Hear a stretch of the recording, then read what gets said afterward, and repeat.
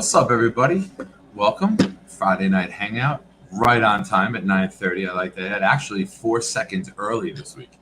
I know sometimes Jet Fan United and others have picked on me for being a few minutes late, but tonight I want to make sure I was on time. Why did you ask that? Here's why. Because we got a loaded show for you guys tonight. We're going to have a lot of fun. You know, it's the Friday Night Hangout. The beers are poured. I know my man I'm about to bring in probably got his blue one sitting there right with him. Let's say what's up to Harlan. What's up, buddy? I saw your comments on yesterday's little show. Appreciate it. Thanks for watching. Where did everyone go? Oh, we're going to bring them in. Don't worry, brother. We're going to bring them in. Vino, only the important people here. That's right, man. Do the little pat yourself on the back. Little Brooklyn Brawler. Arkansas Jet fan in the house. 14-year-old rebel from down south. I like it. Matthias, what's up, buddy? Ant Jets 82 is here. What's up, man? I want to bring in my first guest. Someone I had the pleasure of meeting and hanging out with. He, his wife, his friends. We're going to get all into it. We're going to talk all about it. You know him. You love him. If not, you will shortly. Welcome, my friend Gunny. What's up, buddy? Hey, what's up, Nick? What's up, man? Thanks for having me, brother. How you doing? Good, man. I miss you guys already. I'm not gonna lie. I know, I'm gonna bro. be curled up on the couch in like a fetal position watching the game this week Hey. by myself without my buddies. Like I said, though, whenever you're down to come to Houston, you already got a place to stay. Next time, thank you. Next time that you know that's a bad idea though, because you know I'm going to be recruiting the 3 other kids to be Jets fans. Good, bring I'm them. scared of Jets, so I don't want to do it. I can't do it. I'm terrified of her. I'm married to her. I'm terrified. I'm terrified of her. She gave me a look the other day. I was like, I'm sorry. You saw me. I mouth off to everyone at the game. She gave me a look, and I was like, I ain't gonna lie, man. The wife's a gangster, man. She's a gangster. She is. I love her. She's the best. She definitely is the captain when it comes to this household. Hey man, she runs a good ship over there. She does, though. She does. I can't complain. Snowball, what's up, buddy? I saw you pop in. 2 tickets to the gun show. I'm trying, man. I'm trying, baby. He refuses to wear sleeves. Hey, what up, Harlem? How you doing? What's up, Vino? Arkansas saying we had a bunch of colleges come to our school today that we could ask representatives from colleges about stuff. It was fun. Nice. Good for you, man.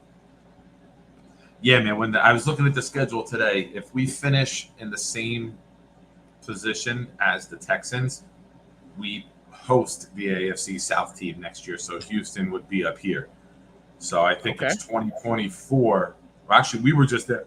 Excuse me. We were down there last year with the last year game. Yeah, I went to go see that. Yep. Nice. So I guess I'm coming back up there next year. Then it is what it is. Oh, okay. Pull my arm. All right. I told the wife I was just like, hey, say it again. I think the Jets are in Dallas next year. I don't know how far that is from you. Ooh, 3 hours. And I've got connections out there. We played them here. That was the Darnold game where he hit Robbie Anderson on the deep pass. I was there. Yeah, I was there for that, but that was 2 years ago. Oh, you were up here for that? Yeah, I was here for that. Yeah, I was there. I couldn't make that game. I couldn't make that one. That was the one. That was the year my son's team that I was coaching. We made it to Disney, and we were playing at like 12:30 every Sunday. So, and we had a loaded team. So, I mean, we were steamrolling everybody. And I was just selling. I went to the Monday night game where coincidentally Myles Garrett tore like Trevor Simeon's leg in half. Oh God! And that was the only game me and him went to. That was September 16th, the night before his birthday. Because his birthday's tomorrow. Coincidentally, today's the 16th, and tomorrow's his birthday. It is the 16th, bro. Yeah, that's scary. I don't like that. Midnight, he turns 14, which would be cool. 14 years old, bro. God. You've seen, he's a monster. He's getting big, man. I'm not gonna lie to you. I thought he was older than that. When you told me he was turning 14, I was like, what the?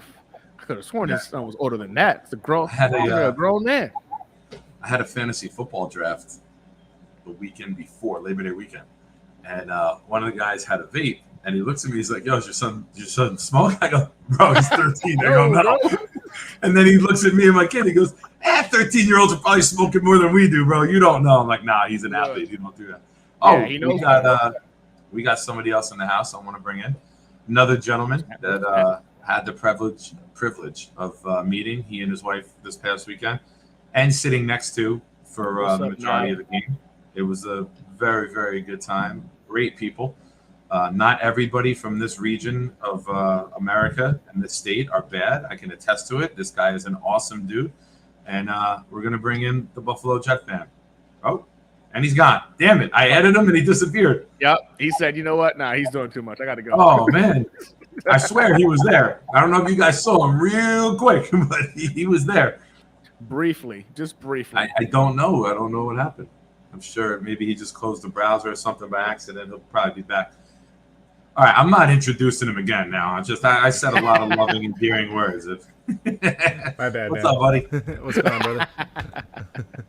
What's up? I went to Buffalo? add you, and there was like a quick glip, and then you were gone. I'm like, I swear, everyone, he was there. I swear, I saw him. He was there.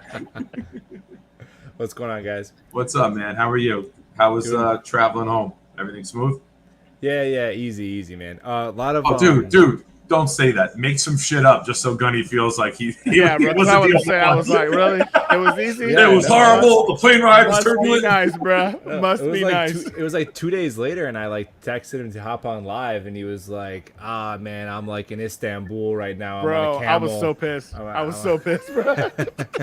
I'm back in the wanted to Middle get East. home. Where did they send you? I was like, wait a minute. I don't got a rifle here. I'm by myself. Like, the wife was ready to go, though. Jessica's always ready for battle. She was just like, this ain't my first rodeo. And I'm like, man, I just want to go home. I want to go ahead and get in a tub for a little bit. Then I want to get in front of the camera and do some content. And she was like, you sounding real sus right now.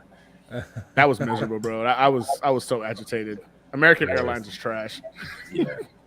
I don't travel, but if I travel, it's got to be JetBlue or JetBlue's great. Delta's amazing. I'm not gonna lie to you. I've never had any issues with Delta or JetBlue. American Airlines. So we Yeah. flew down the year we had to go to Disney in 2019. I couldn't get a JetBlue flight because all the cheerleaders knew they were going for months. They knew like 2 months in advance. So all the cheerleaders in the region were booking flights down to Disney for nationals. Oh, damn. I couldn't get a JetBlue flight down. I had to fly Frontier down. Oh my Man, god! I felt like I was in a Campbell soup can, like with just like paper Frontier. wings. I don't like flying. I've flown 4 times in my life. I'm And I terrified of flying. sat like this. And on the way home, we got JetBlue, and I was like, this is fantastic. JetBlue's nice. They're nice. I'm not like I hate flying. I despise it with a passion. Like Oh, I me too, actually, in the Marine Corps, my job was aviation life support. My original MOS was aviation life support systems. So my very job was to make sure that all the safety equipment that was used for a crashing plane was fully functional. And I had already had a fear of flying. When I realized just like how pertinent it was to not mess this up because they were sending us to jail if we didn't do our job, I thought to myself, wait a minute, y'all put a real big onus on making sure this stuff works to perfection. Like how often are planes going down? And I was told, don't worry about that, just do your job. Ever since then, man, I was just like, see, that did not. You don't need to know the numbers. You know what I'm saying? I was like, man, I don't know. I'm over here flying to Iraq and stuff in these birds, and you're telling me I need to know like how bad it is. I hate flying. The whole Snowball. trip Nick there don't and do. back. Nick does So not do roller coasters. Snowball, were you there? If so, what's your real name? Yeah. Well, I don't. No one introduced himself as Snowball to me, so Nobody did. Yeah, same here. But Yeah, how do you know were that? you Because we there? did not. Or We did you not just go on a roller see coaster. the other videos and just put that conclusion together? Spirit Airlines. Spirit Oh no, Airlines. Spirit No. just got bought out, I think, by They JetBlue. did. They did. JetBlue, right? bought them out. They did. Yeah. Good. Now they'll update that shit. Spirit What was time cheap. is I ain't gonna lie to you. Yeah, you're gonna meet your spirit. You fly on. Yeah, those their planes, customer man, I'll service tell is you that, not man. existent, and those aircraft look a lot like real suspect. Real suspect. Jesus gonna test your spirit on that airline. I seen some videos. Oh, holy crap! So I'm waiting for. We got a couple other people, 1 or 2, who are gonna pop in. I'm gonna wait to tell a story until Adam gets here. They did. I had the Rutgers. Okay, all right. Yes. Okay. Now I got the. He had the Rutgers jersey on. Oh. Yeah. Like you didn't even. Okay. You just introduced yourself as Rich. You didn't say I'm It's Rich. Snowball. Yeah, bro. You gotta say Snowball. Like this is how we know each other is through these aliases. Yeah. Too. Oh man, it was nice meeting you, dude. Okay. Pleasure meeting you, Doug. Yeah. Now I got a name to the a face to the name. A face to the name. Yep. Yeah, Snowball. I'll do the What? video from the street, bro. 10 times out of Yeah. 10. You'll Yeah, get you good did. quality. You'll get good commentary. But You you, did, are though. not getting me up there. And I'll be honest, I will gain weight to make sure I can't get strapped in on that damn seat. I promise you. somebody couldn't get snapped in and came down, and I was like, oh, good. Then they can't even try to get me on there.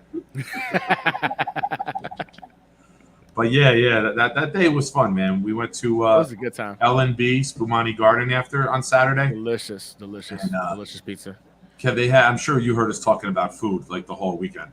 Yeah. On Saturday, where we went, is they had. People said this is Brooklyn style, where you put the cheese on the dough and then you put the sauce on top of the cheese. And I had never had that before, and the sauce was to die for. It was amazing, but it was so sloppy because normally the cheese glues down the sauce, right? Like it keeps it from every bite. Sauce was fine. Like my fingers looked like I murdered somebody and was like digging out their heart. All my fingers were like red from the sauce just overflowing. But it was well worth it. Well worth it, man. That food was phenomenal. Jeremy had 4 meals when he was there. Easy. He started off with the veal parmesan. He ate. He had pizza. He traded half of his veal parmesan sub to green bean for a regular slice and a Sicilian slice. Then he's eating the veal next to me, and we're at the table. I'm like, what are you doing? He's like, mid-bite, like mid-chew. He's like, my wife said I would regret myself if I didn't get a veal parm when I was here, so I had to get it right away. And just like tearing into it. That guy's got the strongest jaw in America, man. He eats like a monster in a good way. That dude was putting it down. I've never seen anybody so happy to eat like Jeremy was. And I'm not talking behind his back. I will tell him this. I did tell him to his face. You guys heard me. Let me see. What we got here. So while I'm going to catch up with the chat a little bit because it's flying in. Kev, let's start with you. Tell us about your day on Sunday. Getting to the stadium, the highlights of the day. We'll leave the low lights out till later when we discuss the game. But tell everyone about your trip up here. I mean, I'm definitely glad I went. I think it was awesome to meet everybody. Next time it's gonna be a win, so we can hang out after. I'm miserable after a loss, so I would have been no good to anybody hanging out after that game. But it was traveling was easy. It's literally like once you've ascended, it's like 25 minutes in the air from Buffalo to Newark. It's like you go up, and then they're like, oh, 20 minutes, and now we're descending. So saved myself the 8.5-hour drive. Flew in, got some Jersey pizza while I was there because Buffalo pizza is horrible. Where'd you stay? We stayed at a hotel right by the airport. I got okay, that's right. I don't know if this is me. Do you remember where you got pizza from? Dom, hey, I see you. Dom, if you want to join, man, let me know. The link is in the DM group in Twitter. If you want to hop in, just hop in, buddy. Go ahead. Do you know where you got pizza from? I don't remember the name where I got pizza from, but I know it was better than any pizza I've had in Buffalo since I've been living here for 10 years, man. Buffalo's got good food. Like, they got really good Greek food. But no, the pizza is just, they don't, you gotta threaten to break kneecaps for them to cook the freaking crust, man. Like, cook it. The dough is just raw on all the pizza, and it's thick and it's mushy. I like a thin crust, and I want to see a little bit of black on the bottom. That's how I like my pizza. You would absolutely love the place next to me. That's their expertise. Iwan and Adam came back here Sunday night. We were watching football. I was going to cook, but I had so much food left over. I had a tray of chicken thighs left over. I had the chicken I made, the barbecue chicken I was force feeding. That was good. So good. The food you had was delicious. Was delicious, bro. You crushed it. You fucking crushed it. Thank you. I made another batch of chicken breast that I cut up into little squares with garlic parm on it. So I froze that, and then I had that for myself Monday for lunch and Monday for dinner. And then I froze the thighs and took the thighs out and had that on Tuesday and Wednesday. Man, I was like, God, I should have freaking made this. But it's like the day flew by. You get there 8 o'clock. You're set up at 8:30. My buddy made the breakfast sandwiches. And then I'm on the grill with lunch at 9:30. And then before I know it, it's 11 o'clock. And it's like, all right, we got to go. I want to make sure we get to sleep. Yep. Yeah, it flew by. Your food helped me over for the whole game. That was really good, hangover food that you made. I feel like again, it was what? It was really good hangover food, or food to drink with. It could hold you through the day. But yeah, man, it was fun. It was awesome to see. I didn't know that you or Y2K was gonna be there, so that was a really cool surprise. it was crazy, and my wife hated it, but there was probably like 6 or 7 people, just random people walking in the parking lot who recognized me. Which Oh, she told me. She told me. She's like, "Who does this guy think?" Yeah, and it was. That's why me and her kept an open seat on each side of you. Yeah, man, it was cool. Even the guy I was sitting next to, we were talking back and forth the whole game, and he was like, "Yeah, I'm all the way here from California," and I was like, "Yeah, man, I'm here from Buffalo," and he was like, "Wait, like, you're not the Buffalo Jet fan, are you?" I'm like, "Hell yeah, I am, brother." And he's like, "Oh, what's up, man?" The one and only. The one and only. Yeah, man, it was a good time. I'm really glad I went. I only had that happen twice. Like I had people, I think Blitz BK. I think is that Louis? Is Blitz BK in here, Louis? I see you. Blitz But he BK came was a godsend, bro. Like, so when everybody rolled out from the Coney Island to go to Spumoni's, I was looking for a ride, and I was just like, all right, well, we'll just call it Uber, call it a day. My man was just like, nah, I got you.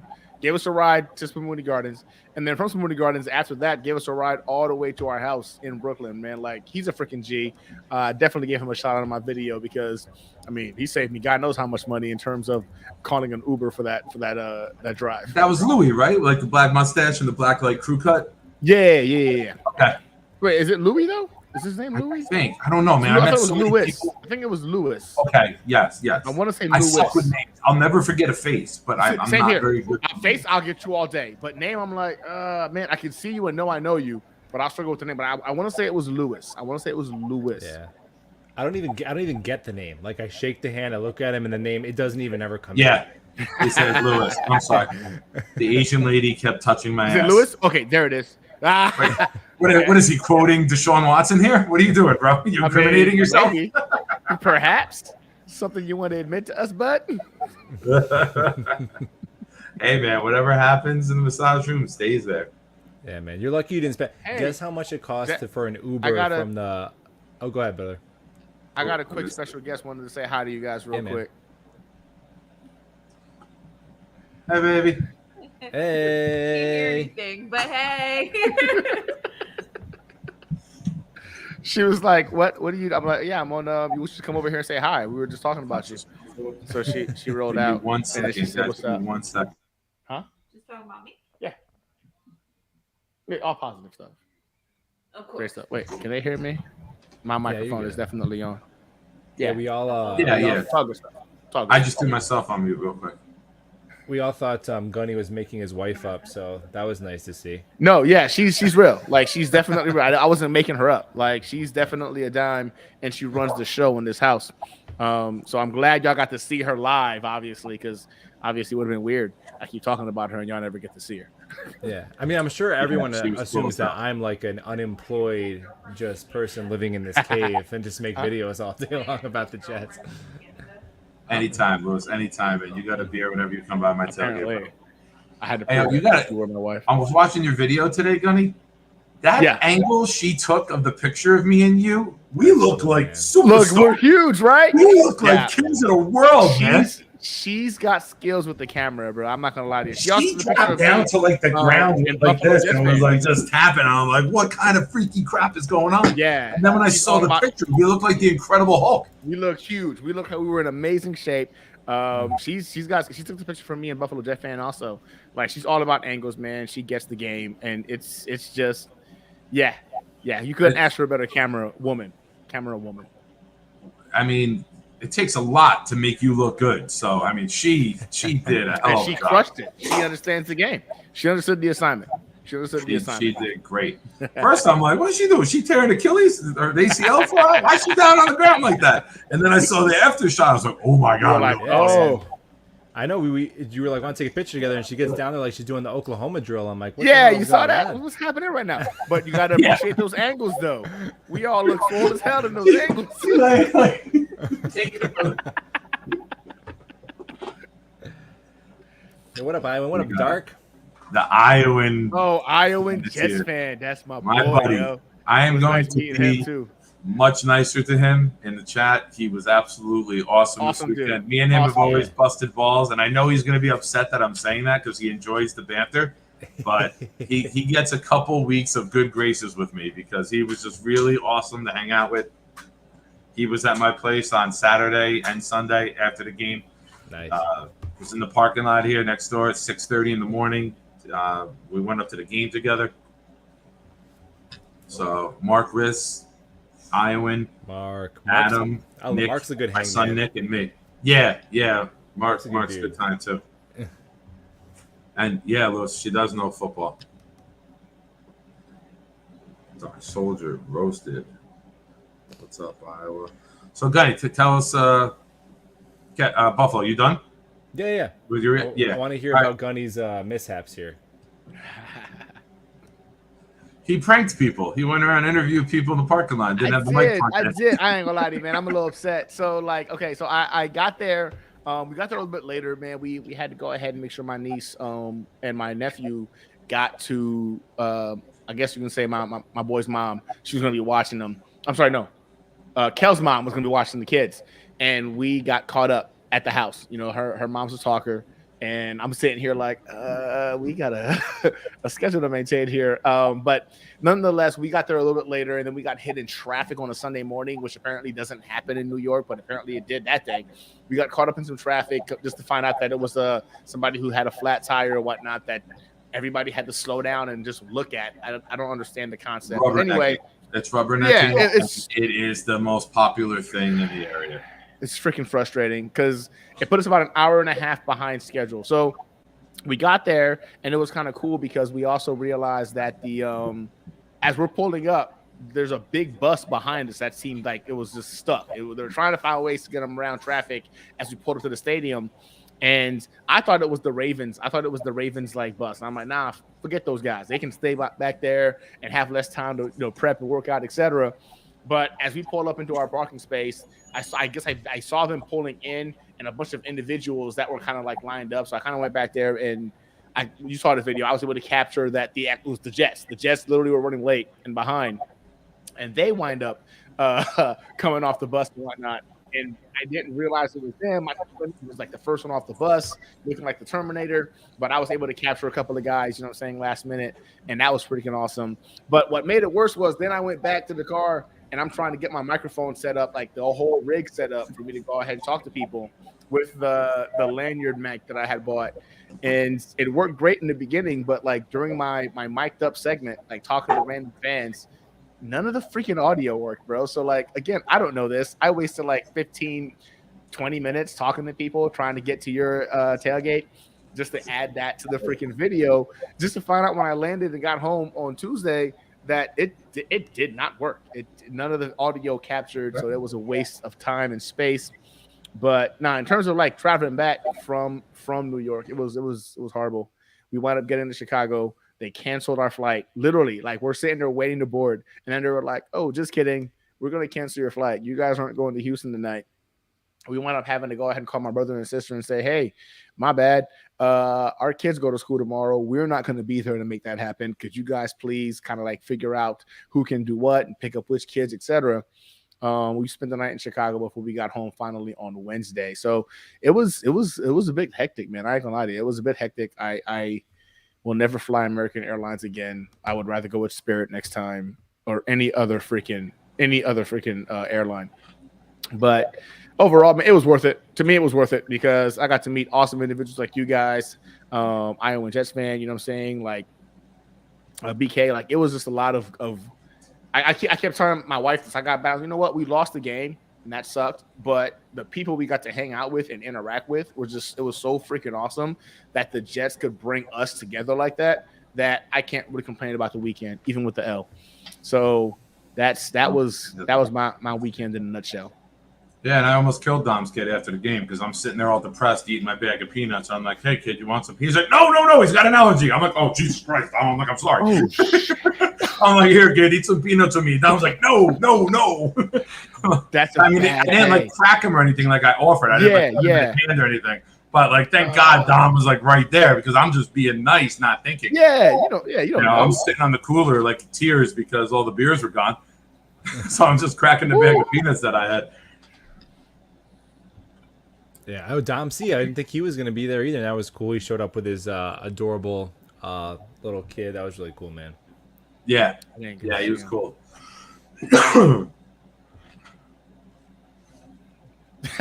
Dom said, "It's all good. We can get an epi. It would have been all right." we had an epi. We had an epi. It's all good. Nice. Michael Clemens would have saved Hey, it. Gino. Yeah, man. I'm so upset you didn't get over there, bro. You guys, I got to eat. you guys I went got out to dinner dinner on with- Saturday night, right? Yeah. How'd that Gino go? and I, it was great, man. So Gino, Liam, we had talked about it like weeks before. We wound up Okay. meeting in Long Island, and we went to a spot.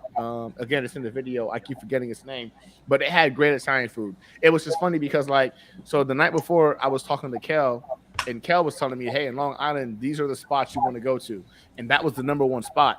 The next morning, Gino hits me up and he's just like, "Hey, bro, this is where we should go grab dinner because like it's the spot." I'm like, "Well, damn, actually, yeah, let's do that," because I had already done the research the night before, and so he wound up setting up the reservations for everybody. Man, hey, Gino, shout out to you, man. Good looking out. We got a chance to go out there and have dinner, man, and it was great. So I got to meet him, Liam. I think Liam's girlfriend was there too. I apologize for forgetting her name right now. Again, I'm really bad with names. But like I got to meet his girlfriend, and it was me and my wife, my brother Mason, and my sister Kel. We ate dinner, man. Had a good time. Like I said before, man, this trip, even though we caught the L, was just so awesome because I got to meet so many individuals. I got to interact with, I literally virtually. I know you guys virtually, and then got to meet you guys live, and it was like as advertised. You guys are amazing. Made the whole trip worth it. I keep it with your videos because you posted it on Instagram. You did a short on YouTube. You're doing the video across the street when we're in Brooklyn. Bruh. I'm like, let's go, Cuddy. And you just stop your video. You don't even turn and look. You're like, I bet it sounds like That's Nick. That's so It's good, funny man. because That's as we're great. walking across the street, I didn't have that catch. The wife was like, "How do you know that's Nick?" I'm like, "That's Nick." That's and sure Nick. enough, I walked up to you and it was you, bro. And then she was just like, "You never met him before?" I'm like, "No, he never met me before." And somehow from across the street, he knew the back of my head looks like and knew to call me out. So I don't know what to tell you. No, Soldier, it was it's like a sport coat he had on. I saw pictures of him after the fact. Like we had gotten back to my place and I saw it, and I was like, "Wait a minute, Knobcraft was there?" I'm like, "What the?" Like I was like pissed. I'm like, "Damn it!" But then he had a situation going on. He's like, "Where you were in a parking lot, it was tough to get over." Excuse me. His brother had the fur coat on, but he had that blazer opened doors like it was the key to the city. Nice. Nice. Wait, Knobcraft was there too? Yeah, Knob and his brother were there. Bruh, you won the Yeah, it helmet. looked like, You won the Keyshawn Johnson helmet. I couldn't get a face-to-face. What the heck? Oh, that's right. That's who won it. Yeah, he won the Hit the like Keyshawn button. Johnson helmet Listen to giveaway. Listen to Ann, gentlemen. Hit the like button. Tell your friends. All right, Knob, I didn't word it like that, but I guess you did. His brother has a little difficulty moving around the parking lot, so where they were Okay. was close to like the entry point, I believe. So once they Gotcha, kind of gotcha. got there, they kind of camped out there, which I'm not knocking. If I would have known, I would have went over there. Legit. I feel bad I didn't get over there, but I love my tailgate like group. It's quiet. You guys saw. We're Yeah, in it the was back nice. corner of the Giants lot. Included. We're in the You back could just corner, chill. up on the curb behind the cars. We're not in the parking lot. There's no chaos. It's chill. It's laid back. Well, there was chaos. I mean, chaos was Yes, definitely yes, there was. But as soon as Jeremy and Green Bean pulled up, we had one pork roll sandwich left. I cut it in half for them. I gave it to them. They showed up at the perfect time. Let's get back. Yeah, we're gonna get into. We'll review last week's game and then get into Yeah. this week's in a few more minutes. I'm looking for people. Nah, don't worry, man. Where you were Nah, to you're where I good, dog. was, it's 40-minute walk back and forth before you even like say hello. You're spending 20 minutes on the walk. It's such a bit, and it's so different. Like my wife had never been to MetLife, and we catch a couple games with friends up in Buffalo, and I could have like a conversation with everybody in the whole tailgate at Buffalo, like no matter where you're sitting. So, and we probably walked like 2 miles before we even got into the game, trying to walk. I mean, Yeah. lot J itself. was just my stacked. Yes, that's the Yeah. biggest, like most action-packed lot. That's a good spot because you're right where you first come in. Yeah, I mean, it was So cool, we man. get to the game. I went in. We were at our seats at the hangar before 12 o'clock. and rain was coming down. And I looked at my son, I'm like, I don't care, we're going right out. We're going to get a seat. We go out. Who's sitting there? Mr. and Mrs. Buffalo already there. They're like, what's up there? I'm like, let's go. We're going to sit right here. And then Mark Riss was with me. My son was with me. Adam showed up like 2 minutes later because he was jumping around the parking lot. I'm like, everybody sit every other seat. So we just take up this whole row. And then Gunny, you, your wife, your friends came in. You joined us in the row. We ended up having Green Bean and Jeremy right in front of us. The game starts. This whole hangar, we stood the whole time. Like you could tell, like this pretty much. And everybody there. Matt O'Leary was there. Ryan 24/7 was there. Green Bean Lounge obviously was there. Guys who bleed green were like everyone. Like you could just tell. I'm not saying we're bigger or better fans than everyone else, but you just tell the intensity with everyone that we were around. Different. It was like super forces like joining, right? Like the energy, like I wish the team performed like the energy that we had early in that game. It was it was like I don't want to get too head into the game. We got to go over the national anthem. The national anthem was a moment. That's worth the trip alone up there for that day. Emotionally powerful. Viral. That shit, like I suck at singing, and I'm always the type like put your phone down. But a couple seconds in, when her mic went out, which I've been to probably 100 events up at that stadium, and probably 200 when you go back to the previous stadium. Right. Never heard the microphone go out during the national anthem. Like it had to be on purpose. It had to be, or it was just an act of God on that day, right? But the stadium didn't skip a beat though, bro. Like everybody was singing it, man. Like, and I think that's why they didn't get a big name, so they could be like, if they take over, we're gonna cut it for a little bit because we're gonna have something big here, and they did. It was all over the place. It was amazing that it was on NFL Sunday night NFL. It was in the next morning. It was popping up all over the place. Like it was truthfully, we didn't bring much highlights that game. That was the highlight of the game for the Jets was the national anthem and how we rocked that out of the park. Second biggest moment was Sauce coming out as the last player announced on the defense. That place erupted when Sauce came out. Yeah, that was insane. It was a good pop for Lawson. It was a good pop for Quinnen. For CJ, it was a good pop. But when it was double the noise for Sauce. When Sauce came out, it was like everybody. You would have thought it was Zach Wilson. You would have thought so, yeah. You would have thought it was Zach Wilson coming out. Like, surprise, guys, he's playing. Like, that's how loud it got. The hangar was behind the Pepsi video board. There's 4 big video boards in there. On the mezzanine level, on the visitor sideline, was the Pepsi board. And the hangar's behind that. And there's like 3 rows of seats, 3 sections of 3 rows in front of it. Chris Bradigan, what's up, buddy? You were missed. What's up, Chris? There was a lot of like mixed feelings about the like fan environment in the beginning of the game. I saw a lot of people say like, obviously there were a lot of Ravens fans there. There were a lot more Ravens fans than I would have liked. Anticipated. And Nick Shine was holding it down with him for the first half for sure. The "you can't throw" chants were great. You and can't let me tell throw. You, like obviously we have egg on our face because they got the W by a wide margin. But there were Ravens fans telling all of us they were going to win by a million. And after the first half, they were like, quiet. This is not so the defense quiet. we thought we were facing. Nope. They were not expecting and like all the and again they beat our ass. So we can't talk any trash. But everyone told me Lamar Jackson was going to go video game mode and Mark Andrews was going to score 2 touchdowns to have 100 yards, and those guys didn't do anything. It was just they beat Joe Flacco and the Jets offensive line beat the Jets. Okay, I don't know if I don't think the Ravens should move up anywhere in the power rankings due to that game. Some people are blaming the rain. That was a factor.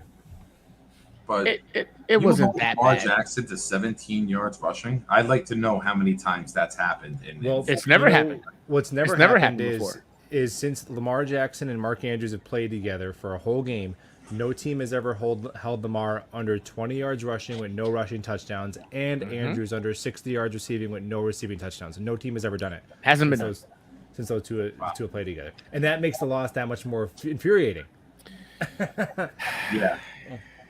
We'll get into the offense. We'll stay on the defense right now. people were saying, why didn't we get more sacks? Because one of the keys I thought was going to be the pass rush not getting to Lamar was Containing Lamar. Because you don't Yep. want to get upfield. They push you upfield. Now he takes off through the B gap or C gap, and he's gone, right? Yeah. It's 25, 30 yards or more. Yeah, more. So I Lamar thought they is- did a really good job with collapsing the pocket while containing the pocket and not allowing him to sprint out, right? If he did get out, he had to loop around, and you saw something you haven't seen from the New York Jets defense in a very long time.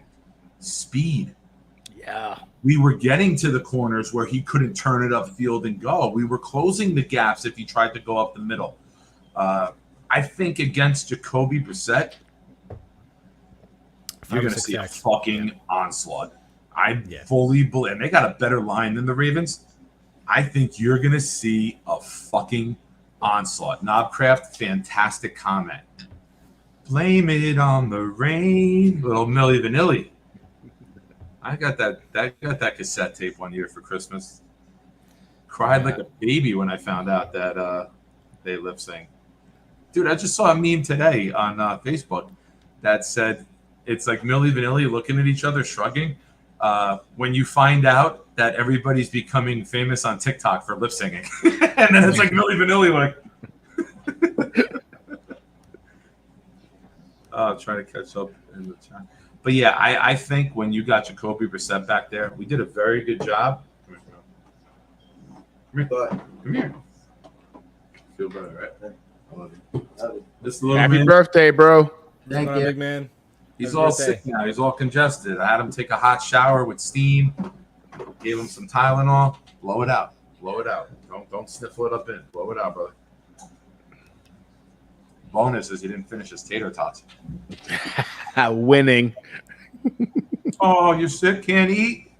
I got you, bud. Don't worry about it. Carry it, buddy. I'll clean that plate for you, brother. Yeah, so in the first half, man, the defense was phenomenal. If you could change two players in that game, Parks for Joyner and Zach for Flacco, It's a win. I think so. Jeez. I mean, That's maybe a even win. her big for Laken Tomlinson, the way he I played. mean, yeah, Laken Tomlinson surprised me, man. Had the worst game How of his bad he life. played. I Yeah, mean, that was the worst game of his life ever since he would play had to be. Pop Warner. It was probably the It worst had to be, game of his man. life, man. I don't know what that was. But, That's one thing I don't think any of us accounted for was that Nope.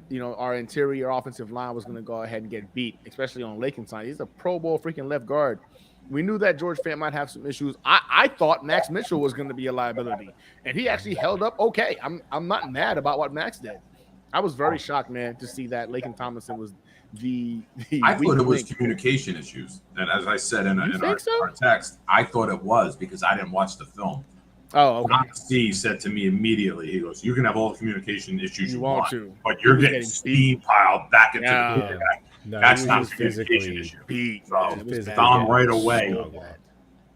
I'll admit, I didn't watch the game.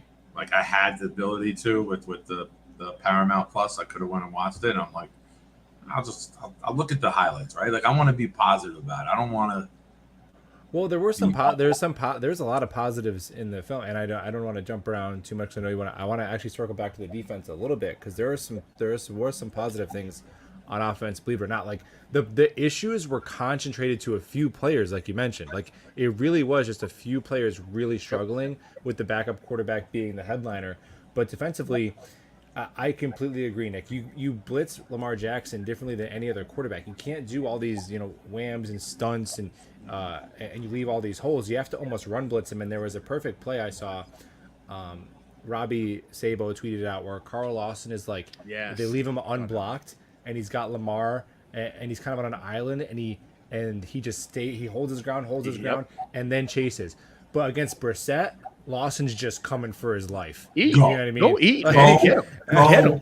Go. Because you're not afraid of Brissett will escape the pocket, but he's not doing Lamar He's not stuff. outrunning. No, hell no. No, he's gonna get 5-6 yards, take a knee. He's not gonna break a linebacker's ankle. I don't he even stays think he'll up. do Quan's that, gonna bro. go. I think our defensive line is too athletic. I don't think Brissett can even do that in terms of getting 5-6 yards. I think freaking anyone on our defensive line can actually run with freaking Brissett. Now Lamar Jackson, like Buffalo says, video game mode. That dude is just a freak. It don't make no sense. But against Brissett, nah, just peel those guys' ears back and let them eat, man. I think they can get to him easy. Yeah, I definitely agree. The defensive line, like the sacks, As long as you can keep Donovan they did a good job. Peoples-Jones from beating you on the back end like Duvernay did, we can feast. We can live in that backfield. Because who scares you on that team? Besides Peoples-Jones' speed, who scares you? Big Chubb, just Chubb. Well, terrifies me. Amari Cooper's a But that- pro. I mean, Kareem Hunt on swing passes. Isn't But Amari Cooper even hurt? playing? I heard he's I been think he's injured hurt. all week. I heard he Yeah, hasn't yeah. even practiced yet. Oh, really? I Yeah, hear he's he's been hurt all week, questionable bro. right now. He wasn't. Oh, I didn't even see he was on this. Someone just tweeted out the injury report. I saw it was just a couple offensive linemen. Oh yeah, he Dude, didn't if play Cooper's last not week. playing, my God, Sauce Yeah. Gardner can cover Donovan Peoples-Jones and the number 3 by himself. By himself. I mean, come on. How?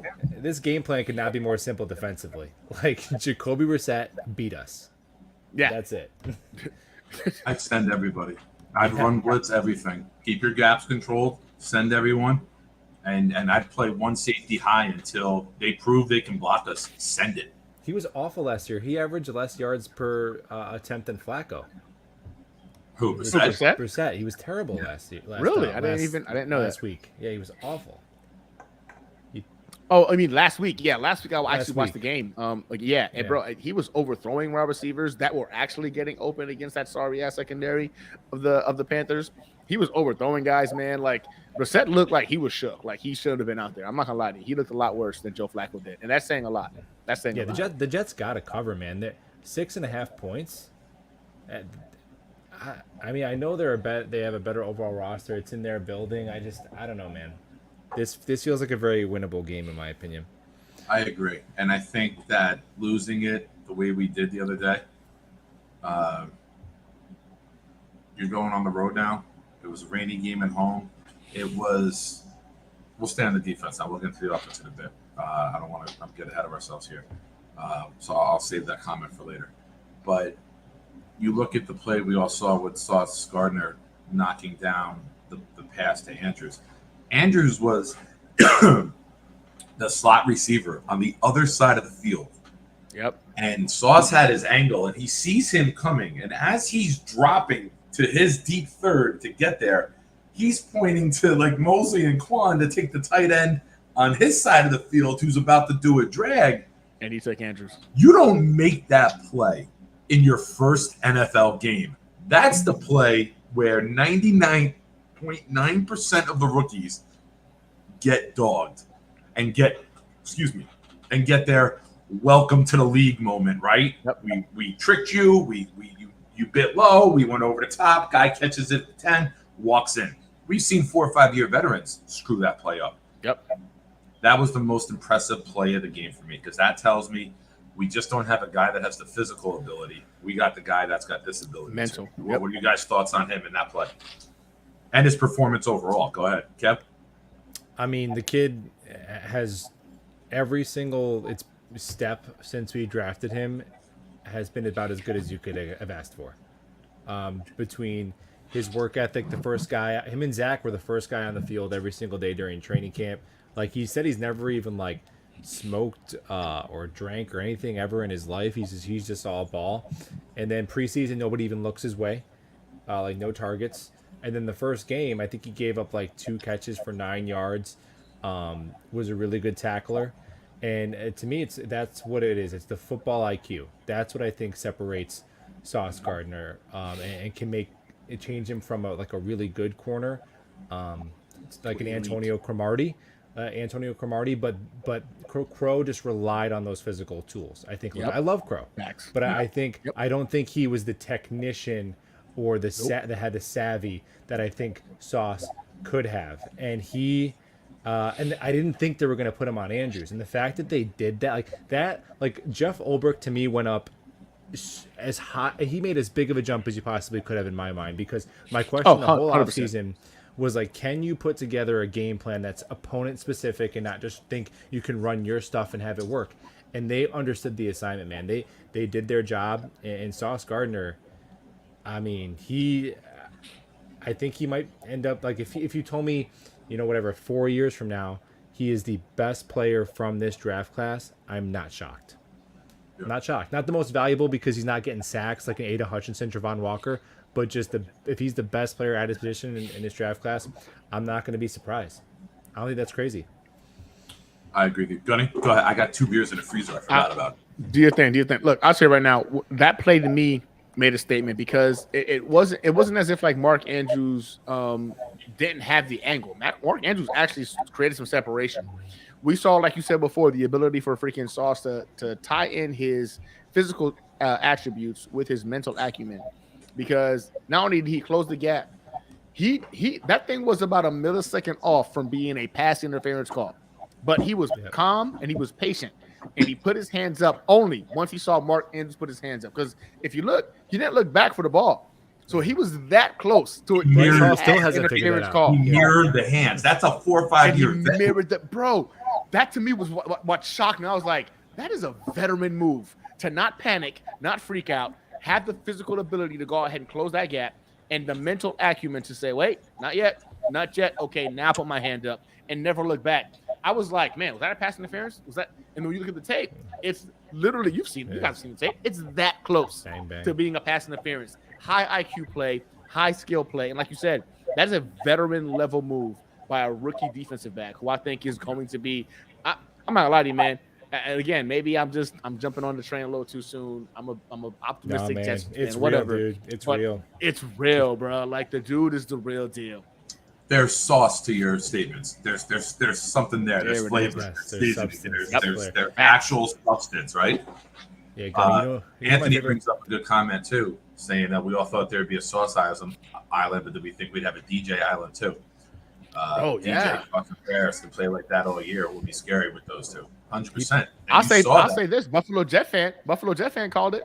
He called it. I remember watching one of your videos about DJ Reed Buffalo, and I was just like, man, he's pumping him up quite a bit. And I had to go back and watch more tape on DJ Reed, and I was like, damn, he's right. This dude can ball, and we saw that come out too this freaking week 1.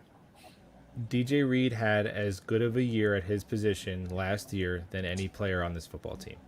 And I'm not saying he's a top 10 corner, but there aren't 10 corners who have been better in their last 20 games than DJ Reed. He's been unbelievable. And you know what?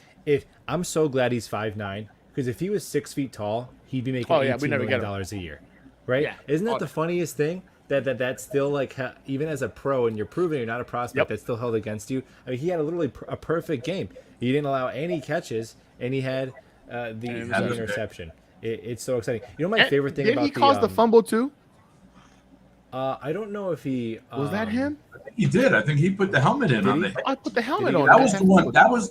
That was the moment the game turned, in my opinion, because he put the hit on the guy. Yeah, it was over. The ball pops out. I think Mike Davis had a run. I think it was Mike Davis who had the run. It was Mike Davis. And he comes in the run stop. He puts his helmet on it. I don't know who. Forgive me. We were the first one to get to the ball, but it was like that. Squeeze it, and it pops out, and then they end up with it. Was it Clemens? Guys down for the injury. They huddle on the sideline, and then they go down the field, and they hit the 55-yarder on the next play. Game went from 10-3 to 17-3 like that. We would have had the ball at the 45. If we go and punch it in, the stadium is going to be electric if we're tied at 10, or we're down 10-9 because we missed the extra point, of course. Yeah. But gotta take that into consideration. Somehow we have 8 starting kickers in the league who've been Jets, but we can't get one on the Jets to be a starting kicker. It's crazy. Amazing what happens, man. But yeah, that to me was the whole game right there. Those 2 plays, not getting the fumble, and then they hit the next play 55 yards, man. That took the air out of the stadium, and it's a gut punch, man. It's very excited.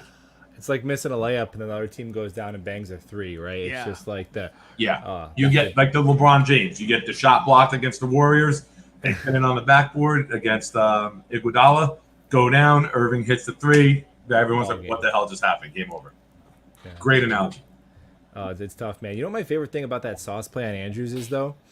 If that's not Sauce, it's probably called, because the refs know who he is. That's a respect call for a guy in his first game, in game 1. I like that. Yeah. I like that. That's a good take. Because it's number 1. Actually. It's number 1, and they gave him the, the courtesy. The benefit of the doubt. Yeah, no, you're right. Because it was so close. Like when I first saw it, I was like, shit. pass interference. And then I was like, they didn't call that. What the crap? And it was when I saw the tape later on. I was like, man, that is like right there. It is that close to being a pass interference with him timing it just right to put his hands up. Yeah, That respect call. I like that.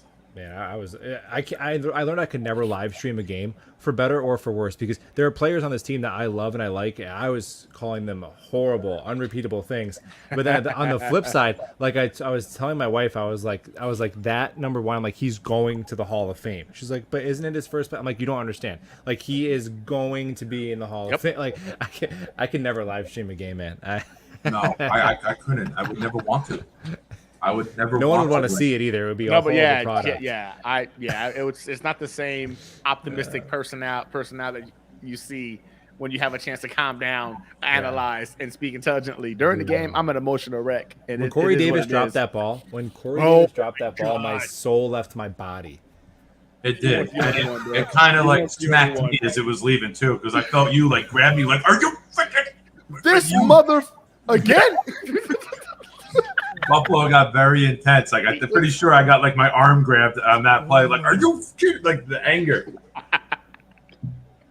And then a fellow Jets content creator who shall remain nameless, but it was so funny because he's a pretty optimistic guy, and there's a bunch of us sitting there, so it's not giving it away.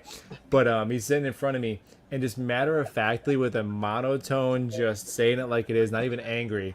He just goes, "I've been telling you, the dude's a piece of shit." I know who it was. I know exactly what you're talking about. After one, and just not even angry, just like, yep, that human being, that not man, surprised. That father, that husband, he's a piece of shit. Dude, I know exactly who it was, and the delivery made it. Anyone could say it, and it was, I've been telling you, like it was like the coolest, laid back. I fucking told you so that I've ever heard in my life. Called it. Oh man, that was rough. He ended up actually having a decent game, but oh god, it just felt like there were so many of those, man. It felt like we got to the Ravens 40 and we shot ourselves in the foot like 6 times. Yep. Man. Buffalo. Fumbles, drop passes, bro. Right? Oh, god. Yeah. It was so smooth. You're 100%. You know what? I feel different though about the defense. Like, even though we gave up 24, like if we fix that back at list, we've had so many issues. We've had years we didn't have one guy who get to the quarterback. Now we got 5 or 6 guys that look like they can get to the quarterback at any given time. So okay, check. That's a positive. That's got to be a positive, right? Yeah. We have speed in the linebacker position. We got Quan, which allows CJ to maybe cheat the other way a little more to help Quincy, because you got Quan on that side of the field who can get to the middle and to the sideline. You got Sauce. You got Carter. You got Reed. Now, Whitehead's good in the run. We just need that pass covering safety and maybe a run stuffing DN. But overall, I know they didn't have Staley, so their O-line wasn't at a strength, so maybe our D-line had more of an edge than I thought we'd expect in the run game. Yeah. But you're going to get tested in the run game Sunday. We're going to know very quickly, is this a legit front that can stop the run consistently? Are we a legit top 8 defense? Or is that a fluke? Did it get fluffed in week 1, right? I got you. With the elements or with them missing some guys. Gunny, what do you think?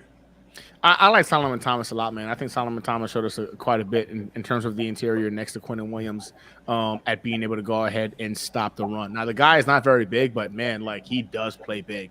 And I think that was very promising. I think Whitehead is a huge piece to being able to go ahead and stop the run. You saw him being able to go ahead and get and do some have some impact plays, stopping the run.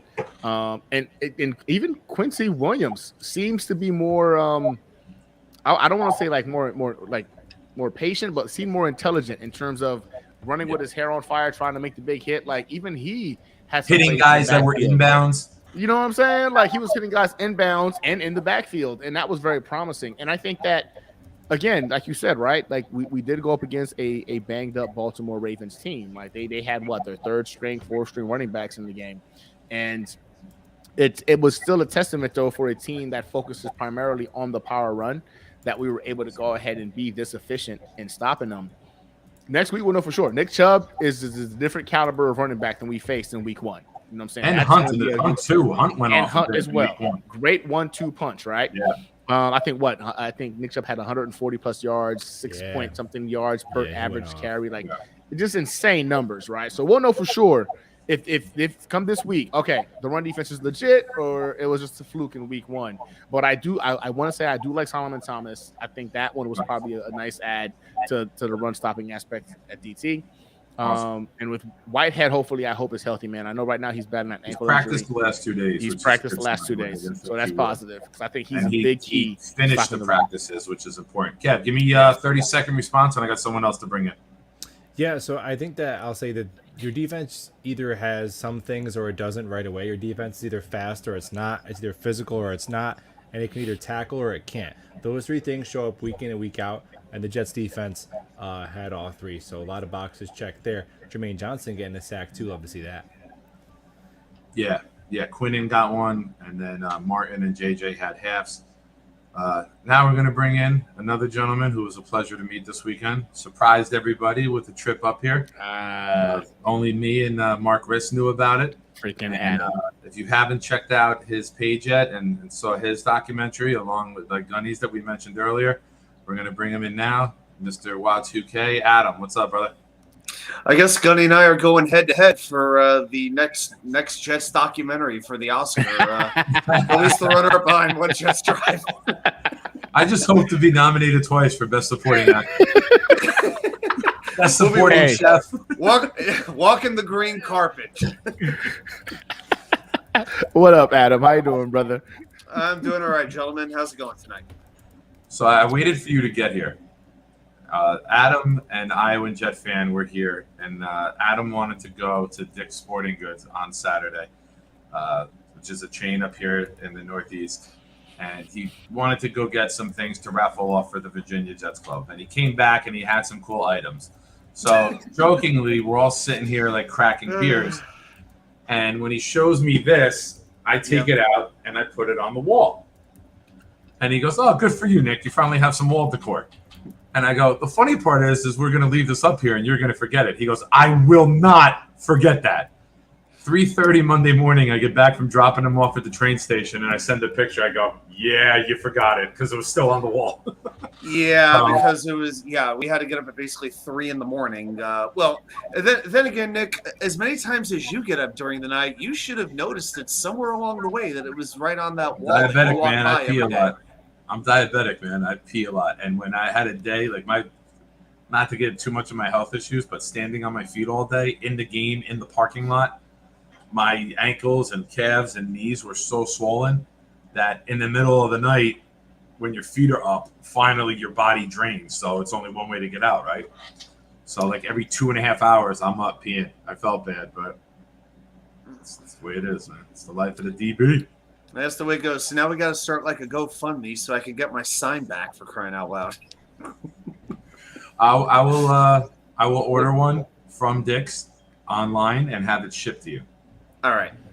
All right. I think that's fair. Yeah, but literally, it is the first piece of art, picture that he has hanging on the wall, living room, the kitchen. I do have one with my kids up on the wall. That is true. Okay, I'm not going to waste money on wall decor. I don't care. Well, hey, 90% of what's in my apartment I pretty much took from my parents anyway, so it's all good. And it was cool meeting your dad. We did a lunch on Friday. We didn't talk about that. I wanted to wait till you got in here. I'm sorry about the miscommunication. I threw the invite in the Twitter DM earlier. That's why when I texted you, I was like, "It's in there." I know. I'm so used to email, and I think I was kind of halfway out of it anyway. The weird I'm thing is, sorry. I always look at like social media. I'm always looking at that on my phone, but I do these shows through my laptop, so I don't know. A little bit of a disconnect, I guess, on my end. But yeah, I figured I'd come in for the second half. I'm like the halftime adjustment, So you guys took care of the first half, and it's like now I'll be that reverse or the flea flicker to change up the game Blitz plan. PK, to put a face to the name, is Lewis. Lewis, who was with us on Saturday and came over to the tailgate. That's who Blitz PK is. Snowball is Rich, who had the Rutgers jersey on Saturday. So those are two names that we put together. That was the big happening in the beginning. Let's talk about Friday. I left Friday open. We covered Saturday without the Brooklyn, and then the pregame stuff on Sunday, and we covered the defensive part of the side. So we'll talk a little bit about Friday, and then we'll get into the offense with everybody. Just tell everyone. I know a lot of these people have probably seen your video, but give us the Cliff Notes version about how everything came to be, you coming up from your side of it, and what you thought. I'll catch up in the comments and he's going to grab a beer, and Buffalo's probably going to pump out 4 videos during your segment. I figured Buffalo had me on mute once I joined. Now, so we Nick and I started planning this about July 4th. Now the event had been planned prior to that, and before then I really wasn't thinking too much about going. But he's like, dude, he basically said, dude, you got to come. You got to come to the show, to the game and everything like that. And I'm just like, what if we actually did that? And I'm like, you know what? As hard as flying is right now, because I would have to fly Norfolk to Charlotte, then Charlotte to Newark. It's really, really difficult to do it. So I figured, you know what? Let me look at Amtrak. Let's just look at the train schedule. And lo and behold, I was able to get a round trip fare for $62 from Williamsburg, Virginia to Metro Park, right in the middle of New Jersey. Basically 7 minutes from me. Like, the convenience is amazing. Right. And 7 hours each way on the train. But you know what? You're comfortable. I mean, you can plug stuff in. You can bring your own food, overhead space for the storage. It's actually pretty solid as long as you bring some stuff with you. Bring a book, bring your music, bring whatever it is that you want. It actually can go by pretty quickly. That's kind of the beauty of it. So the best part was we never told Jeremy. And to do 10 weeks of shows with Jeremy and never let the cat out of the bag. I don't know to this day how we managed to pull this off. I really don't know. So Nick and I, if you've seen the video, this is the best part. One of the best parts. We both had cameras going. So when I put the video together, I did a side-by-side. Like if you've ever seen the Woodstock movie from way back when, you know what I'm talking about. So he had his camera up. I had my camera up. And I said, hey, is there room for – I'm walking up to the car. Nick's outside. Jeremy's in the passenger seat. I'm like, is there room for one more?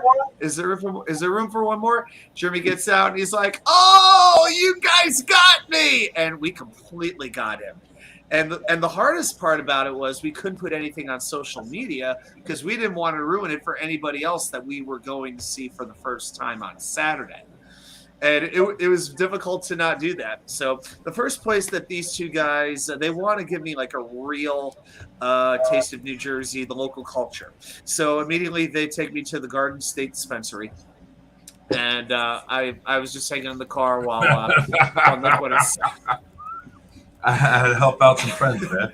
Yeah, help out some friends. And they were like, there were a few cash transactions that I saw being going on in front of me. We'll put it that Jeremy got his York peppermint patties. He was a happy boy.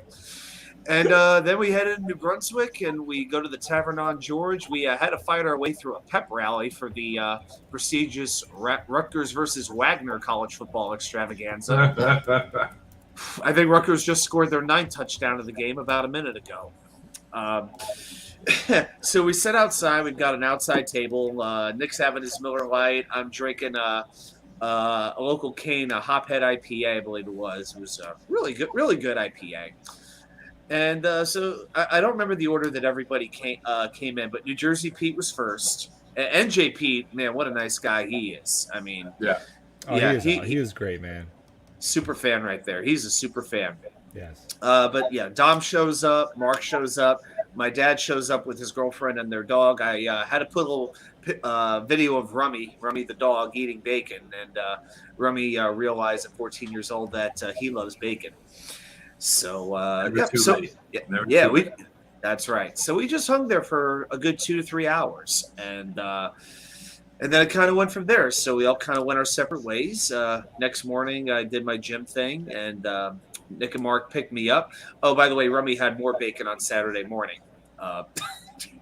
Apparently, my dad's girlfriend made a little bit too much bacon for everybody, so the dog gets to be no such thing as too much bacon. There's no such thing. That's right. So, we headed into Coney Island, and I don't know. I mean, yeah, we parked the car, and yeah, and it's basically a block away from Coney Island, basically a block away from the Cyclone. We walk across. I've got my camera up, and I think it was Harry. He's like, "Hey, it's Y2K99." Yeah, what's that? Yeah, so it was pretty cool. Then Green Bean shows up. We shocked him. It took him a couple of minutes to realize that I wasn't even scheduled to be there. And then he showed. Green Bean goes, "Hey, I didn't know you were going to be here." He goes, "Nobody did." Exactly. That's the whole point of it. Yeah, unfortunately, Gunny had to miss Friday. I'm sure he's gone into his the plane situation.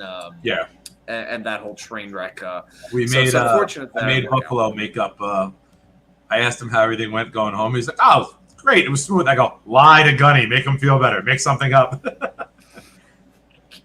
So, yeah, man, that was really fun. It was nice how it all worked out. Yeah, you got some great footage out of it, which I'm very, very happy to not have directed, but help produce with all the planning that we did.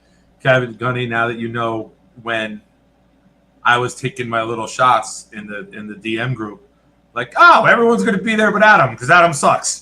Adam was coming, but it was just my way of ribbing him because he couldn't comment.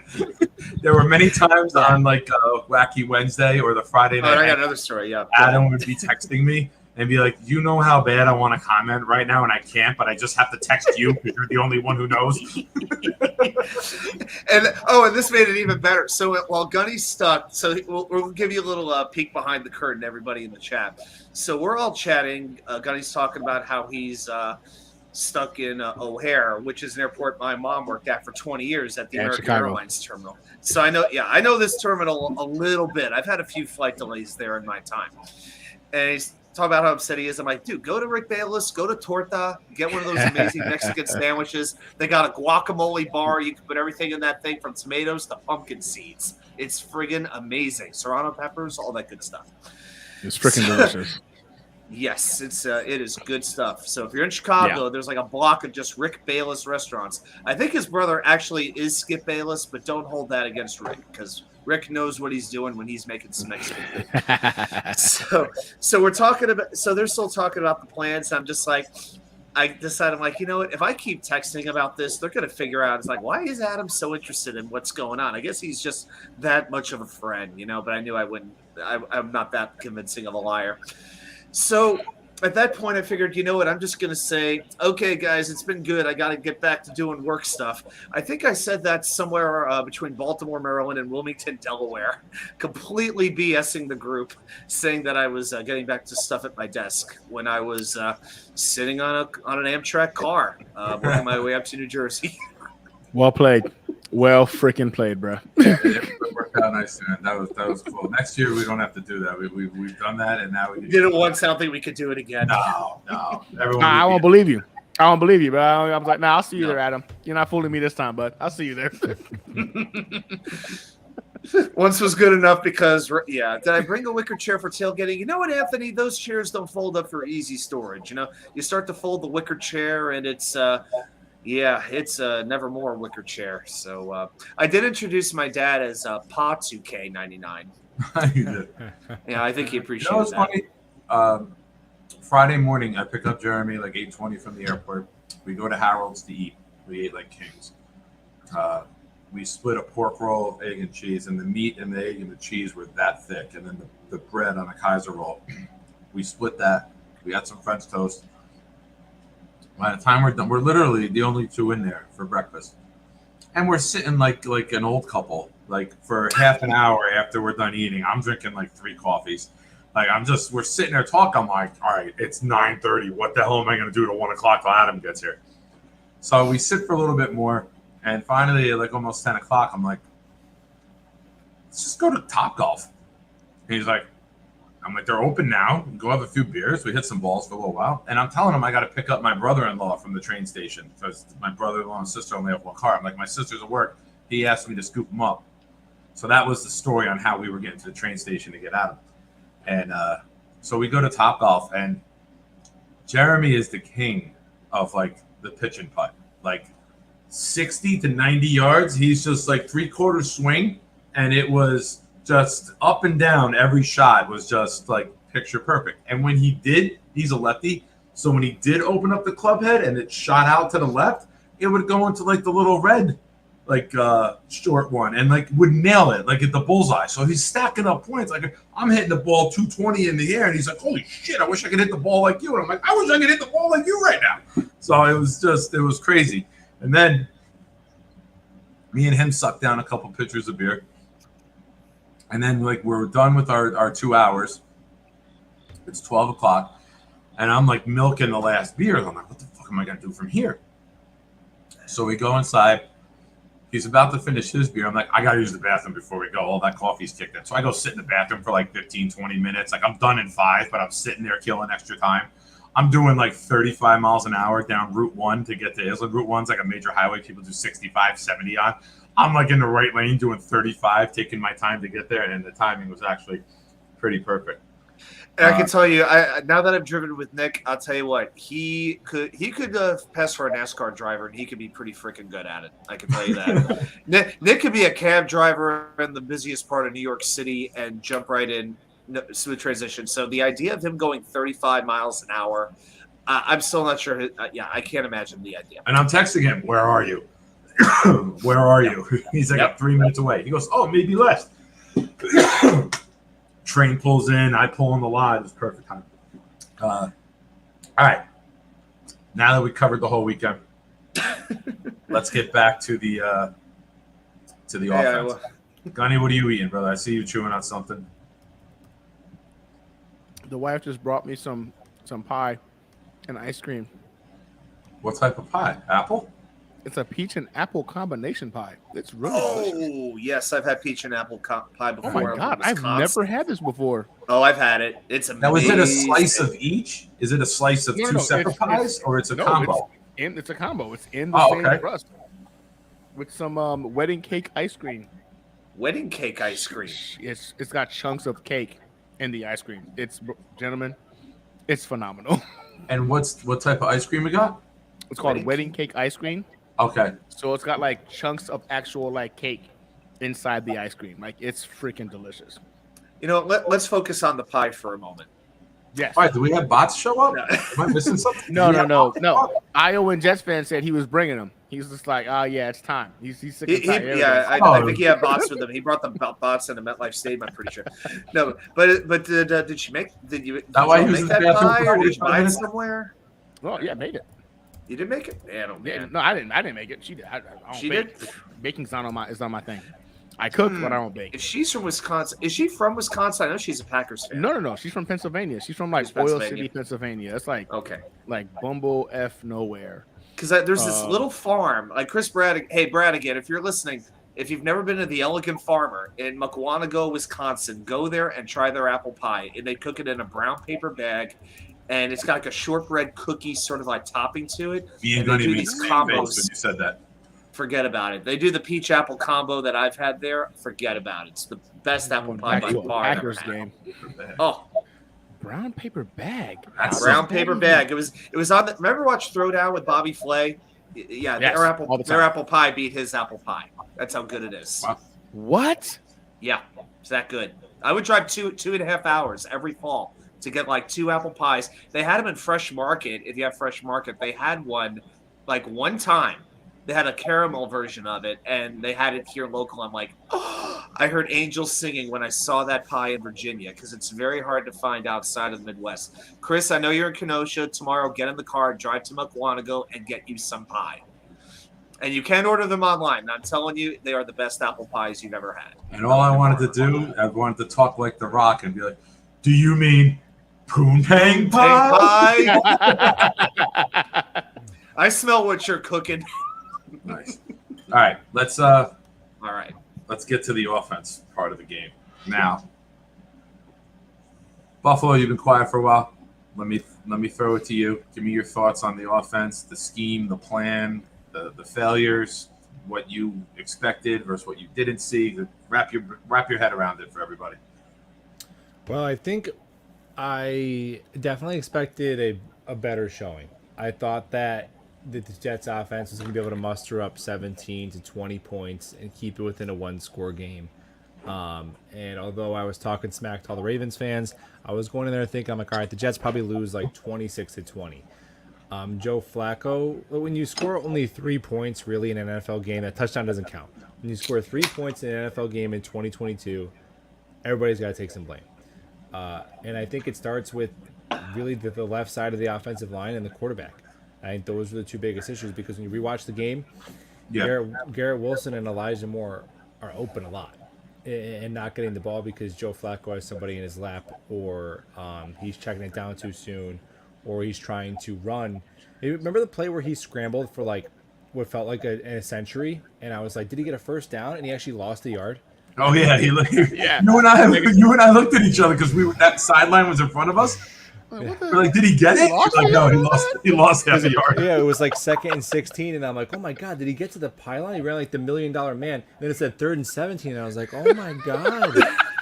I felt like he was a Kenyan at the New York City Marathon for how freaking running long he uphill. ran. And you and I looked at one another. I'm like, did he get a first down? You're like, nah, lost half a yard. Man, yeah, that. But he did beat the D end. It could have been an 8-yard loss. Dude, that Oh, defensive my end God. needs to. Whoever that defensive end needs to be cut now. Oh my Yeah. god! That was Turn the heinous. corner on him.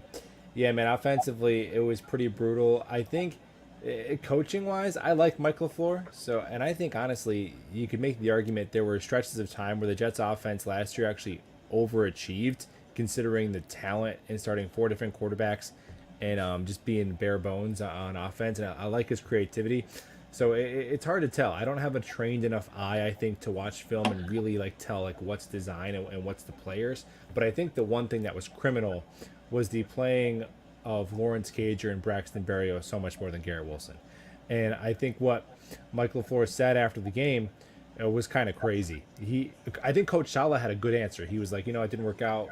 And kind of seemed like he admitted it and it was going to be different moving forward. But Mike LaFleur was like, he said he's got to learn, the F, the Z, the Batman symbol position, and the annexation of Puerto Rico and all that. And then he's saying he has to be at 100%, and he knows that. And I'm like, brother, what about your offense was 100%? Like is Garrett Wilson going to be in there and messing up this well-oiled machine that we have? Like, give me a break, man. Like, the kid was the best playmaker we had on the field.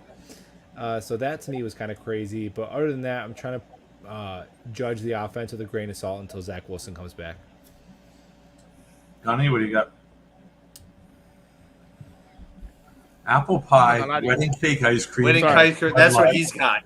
That's You know what he's got in the middle of the night? Heartburn. You're right. I'm gonna pay for this. I'm going to pay for this. I promise you that. But it was worth it. I think for me, man, it was the underutilization of our tight ends. That to me was the shocking part. I really believe that we invested almost $60 million in that tight end room, high draft capital in that tight end room, and we didn't see nothing from them except for, hey, go in there and help block, right? So the lack of utilization kind of surprised me. I really thought those guys were going to be more involved. I mean, I literally started Tyler Conklin in all 6 of my fantasy football league just to get freaking a garbage time TD in the end, which kind of saved the day. But in terms of the game plan, man, I don't know what he was thinking. And then what makes it worse is the running game was actually effective, and they went 100% away from it, towards the back end. Like, why? This whole scheme is based off of an effective running game, open up the play action pass, getting those short intermediate routes opened up. But I don't know what's going on, man. And I'm with Buffalo. I like Mike LaFleur. I thought like last year we saw a guy that was creative, especially when he went up to the booth. I thought we had finally gotten our guy that I was actually concerned about. Hey, you know what? Keeps freaking doing this, we might lose him in a couple of years to become a head coach type of guy. Wow. And the game plan just didn't make sense to me, man. Like, you keep your best weapons off the field or out of the game plan. Elijah Moore was probably the only person that was in the game plan that made sense, right? And I expected the Jets to win this game 28-21. I wasn't expecting a blowout. I thought we were going to go ahead and win it by one score. 28-21, I really believe that based off of what we had seen last year with lackluster talent, I thought, all right, yeah, we lost Zach, but we've added so much more around the quarterback position. This scheme is year 2, where Joe Flacco is going into year 2 He understands the scheme. We can make this thing work. And it was a complete shit show, man. Like it was as if we were watching Mike LaFleur on the sideline last year all over again. And I kept waiting for it to stop. Like, this is a bad dream. I'm gonna wake up any moment now and this is gonna stop. And it didn't stop. It just kept going. Like, on my video, y'all saw the video at halftime. I even said, okay, cool. We played a really good, first half defensively. We're going to be a second half team. We did this shit last year. Easy day. We're going to come back and we're going to go ahead and show out. We never showed up. The offense literally never showed up the entire game. And for the life of me, even as I've gone back to watch the tape, all I can see is, man, Mike Carter, beast. This dude belongs. Elijah Moore, Garrett Wilson got open at will. They just couldn't get the ball to him. And our defense balled out. I can't understand or fathom how the weapons we've just added, the yak weapons, yards after the catch type weapons, weren't more utilized in this game plan. I'm confused. I'm very confused about it. And it's kind of scary going into week 2.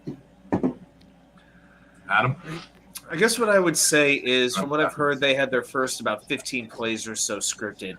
I don't understand why using those 3 tight ends in the roles that they were in, how that was going to be the best way to move the ball down the field against the Baltimore Ravens. I understand if you want to accelerate the run game and you want to push that as hard as you can, but we don't have – see, we lost Nick Bawden. That was a blow. Ruckert is a pretty good blocker. He was not active for the game. I'm thinking it might be because he was hurt. It's a little hard for me to believe that if Ruckert and Cager had both been healthy, that they would have chose to play Cager and deactivate Ruckert. So I don't think they used some of this personnel as well as they could. I mean, if they had just used thrown like maybe a little out pass to Cager and have him use his size to try to maneuver through, that's fine. But some of the routes that he was running, it just didn't make sense. He's not known for his speed. I didn't understand the play calling either. But the other thing is with these plays, how many times did Joe Flacco, who's best, supposedly, if he still has one good ability left, it's that he can still throw a pretty good deep ball, supposedly. How many times did he really throw the ball down the field, like past 15 or 20 yards? I can hardly think of more than 1 or 2 plays. It was like, okay, Joe Flacco, here's Mike White's playbook. We want you to execute the Mike White style of offense. That is never going to work any defense in the NFL. It's probably not even going to work against a lot of college defenses. It made no sense. It was fundamentally flawed. I can never knock this team for their effort. I think that they did play hard. I really do. If there was a lack of effort, then then you have a very good argument to really get on these coaches. It was a lack of execution, and I will take a lack of execution over a lack of effort. That's how I feel. Because when I see these missed kicks, these poor job at blocking, drop passes, fumbles, that is about execution, and that can be fixed, I believe. The question is, can this coaching staff, this young, immature, inexperienced coaching staff, can they do it with this talent that they have to work with? We've got some great clay to mold here.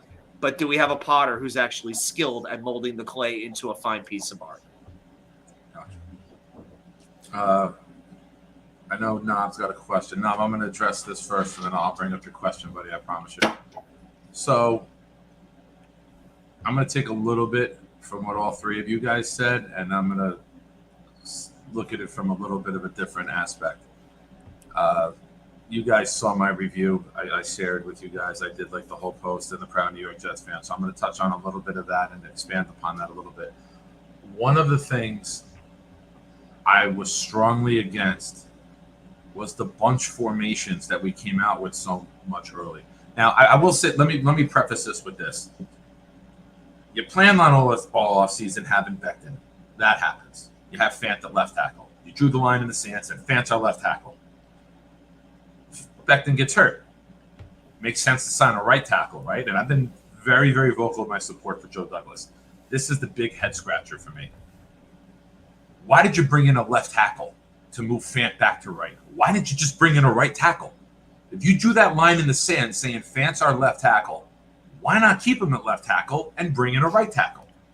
So now you flip-flop Fant multiple times, which doesn't help, right, with continuity.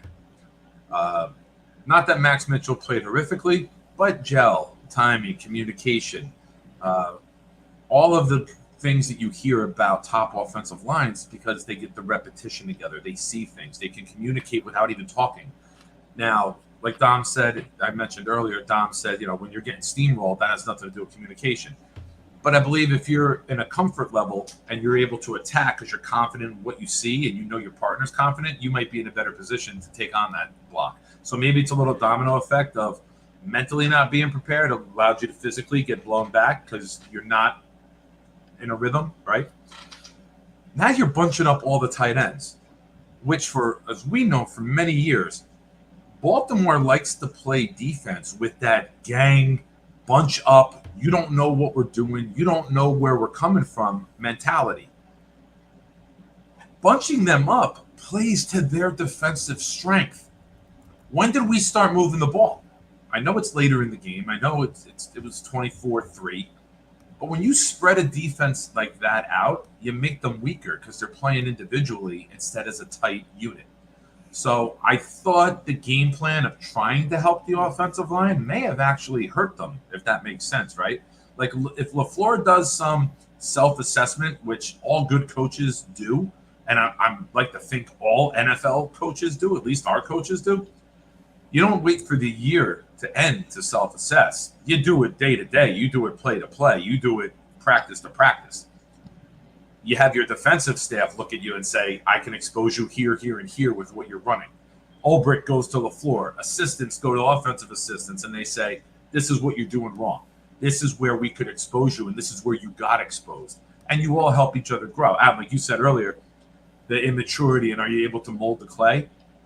It doesn't take one. It takes a group effort to mold the clay, right? Like Patrick Swayze was behind Demi Moore. It took two to make that clay. That's a Ghost reference for anyone who gets that. You young kids, that was a Ghost reference. Old school shit that Big Nick just brought out for you guys. I understood that one. You got it? All right, cool. So I got you. when you're trying to run the ball and you got them bunched up, they can seal the gap. You don't have to worry about one guy hitting the gap. You worry about three guys closing off the gap now. So I thought the game plan to protect actually hurt us a little bit. I would like to see more, and I don't think it was a Garrett Wilson's not ready. I think it was more of we're going to use multiple tight ends, which is just a numbers game at that point, right? Because there was a lot of plays Hall and Carter were on the field together. You got two tight ends, you got one receiver, or you got you got two tight ends, one running back, two receivers. You're going to have Warren Davis out there for now. Berrios was getting a lot of run as the 3, and Wilson was the 4, which for a guy in his first game, he's not Randy Moss, right? He's not going to come out there and score 18 touchdowns in his first season. He's going to work in. He's going to earn his time. I think he earned some time with what I think, Gunny, you were saying it about how he was getting some opportunities later on. Now you have faith in him going into week 2. If I'm the Jets this week, I'm going to start out with 5 wide or 4 wide with a running back. I'm going to come out spread. Flacco looked more comfortable later in the game, right? Mm-hmm. He knew Baltimore wasn't going to be bunched up. He didn't have to try to figure out who was hitting him. He got the ball. He released it. Do that Sunday. Start off with that. Vinny did it in 2000 when Al Groh was the coach. We were 4-5 wide almost that entire season. And we moved the ball out. Our defense didn't stop a lot of people. No, that was before the defense. That was after Parcells and before Herm. We had a lot of young guys during that year. But spread them the fuck out. It's a passing league. There's passing rules. You got a guy who can throw.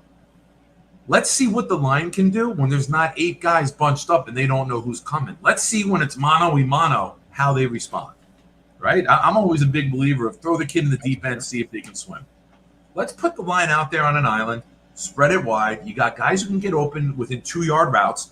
So if there is a hot read, you're going to have Moore doing a zig or Wilson or Berrios coming over on a wide receiver screen. You're going to have ability to get these guys the ball and let them create downfield. Do that. And then when they back off, that's when you hit Hall. that's when you hit Carter up the tackle and you use the passing game to feed the running game. That's the way it works now in the NFL. Yes, thank you. Yes, it's reverse. And Nick, this isn't just Monday morning or whatever, a week later quarterbacking, because Nick Shine, from the second they came out there, it was funny because they come out there like 18 tight ends, and Nick nudges me and he goes, I guess we're running it. Yeah. All right, there goes it. And I actually think we threw it on that play, but then we ran it like 4 in a row. I know.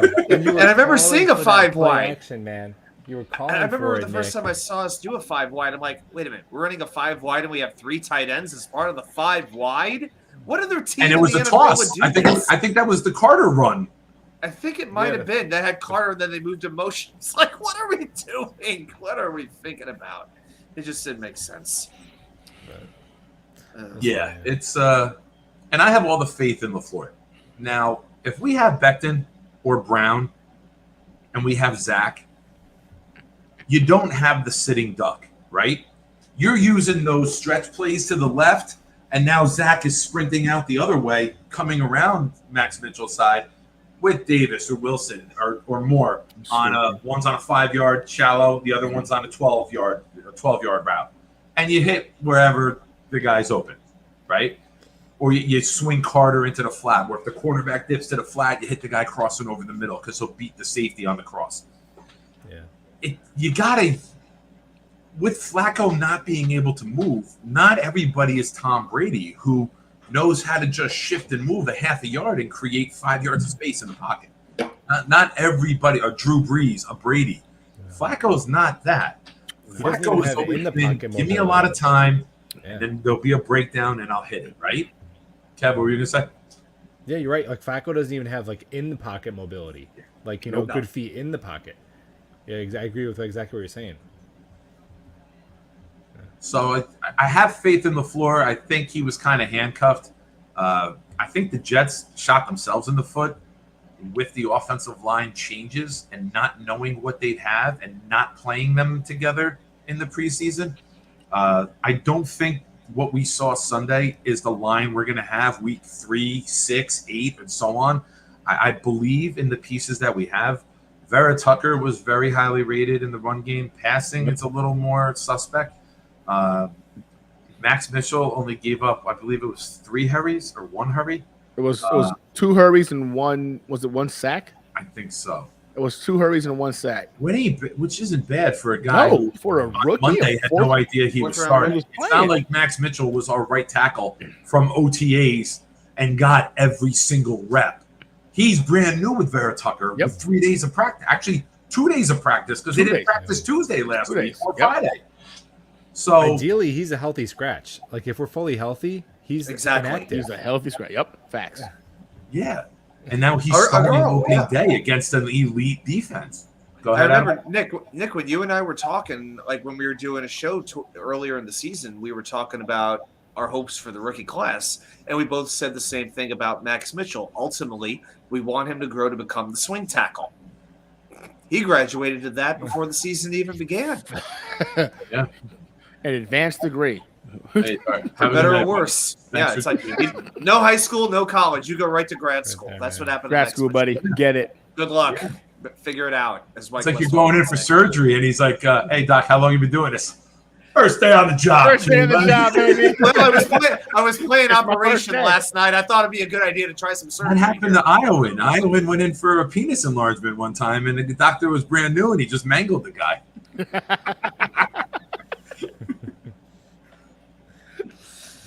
That was my first. Iowa. Why do you think we went to Dick's anyway? Iowan Jet fan looks at me the other day, and he goes, "We're gonna go to Dick's. Do you want to come?" And then he's like, "Oh boy!" Like he saw my face just light up. He knew. He was like, "Ooh, I'm like, wanna toss "No, me that you two soft?" can go to Dick's by yourselves." I'm like, "Me and Mark will stay here and watch the game." I will add this. I talked nicely about him before he got in here. I'm going to do it again while he's here because I told him I would. Iowan Jet fan Reed, very cool dude. Came out here, hung out on Saturday after Coney That's Island. Never thought in my life I would watch an Iowa Iowa State game with somebody who went to one of those schools and lives out there. So he's an Iowa State alumni, and we watched that game together. Adam, Mark, I, and my son were watching the game with Reed, and it was pretty cool to watch him on the roller coaster. And Iowa State ended up winning. So it was. Oh my god, that It was actually was the best football game all weekend. I know, but it was so sloppy. I mean, how many times can you fail from inside the 5-yard line? It was. You talk about a lack of execution. I actually asked. The Denver Broncos have just entered the chat.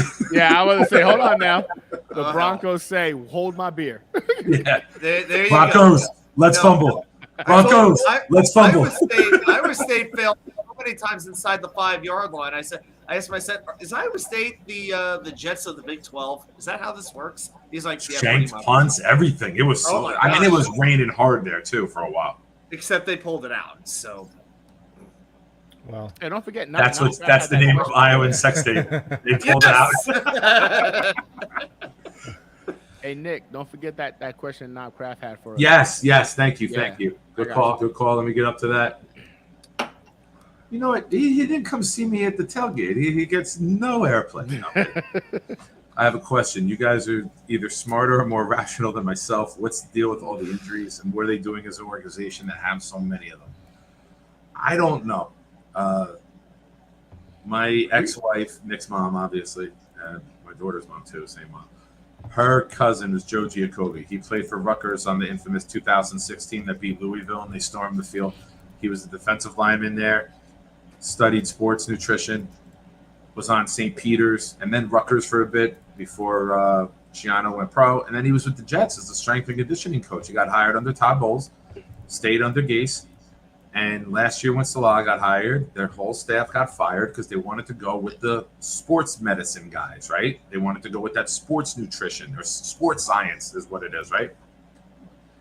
And we ruptured 17,000 Achilles tendons last season. I don't know. May sure I don't know. It doesn't make sense. It's not just at home.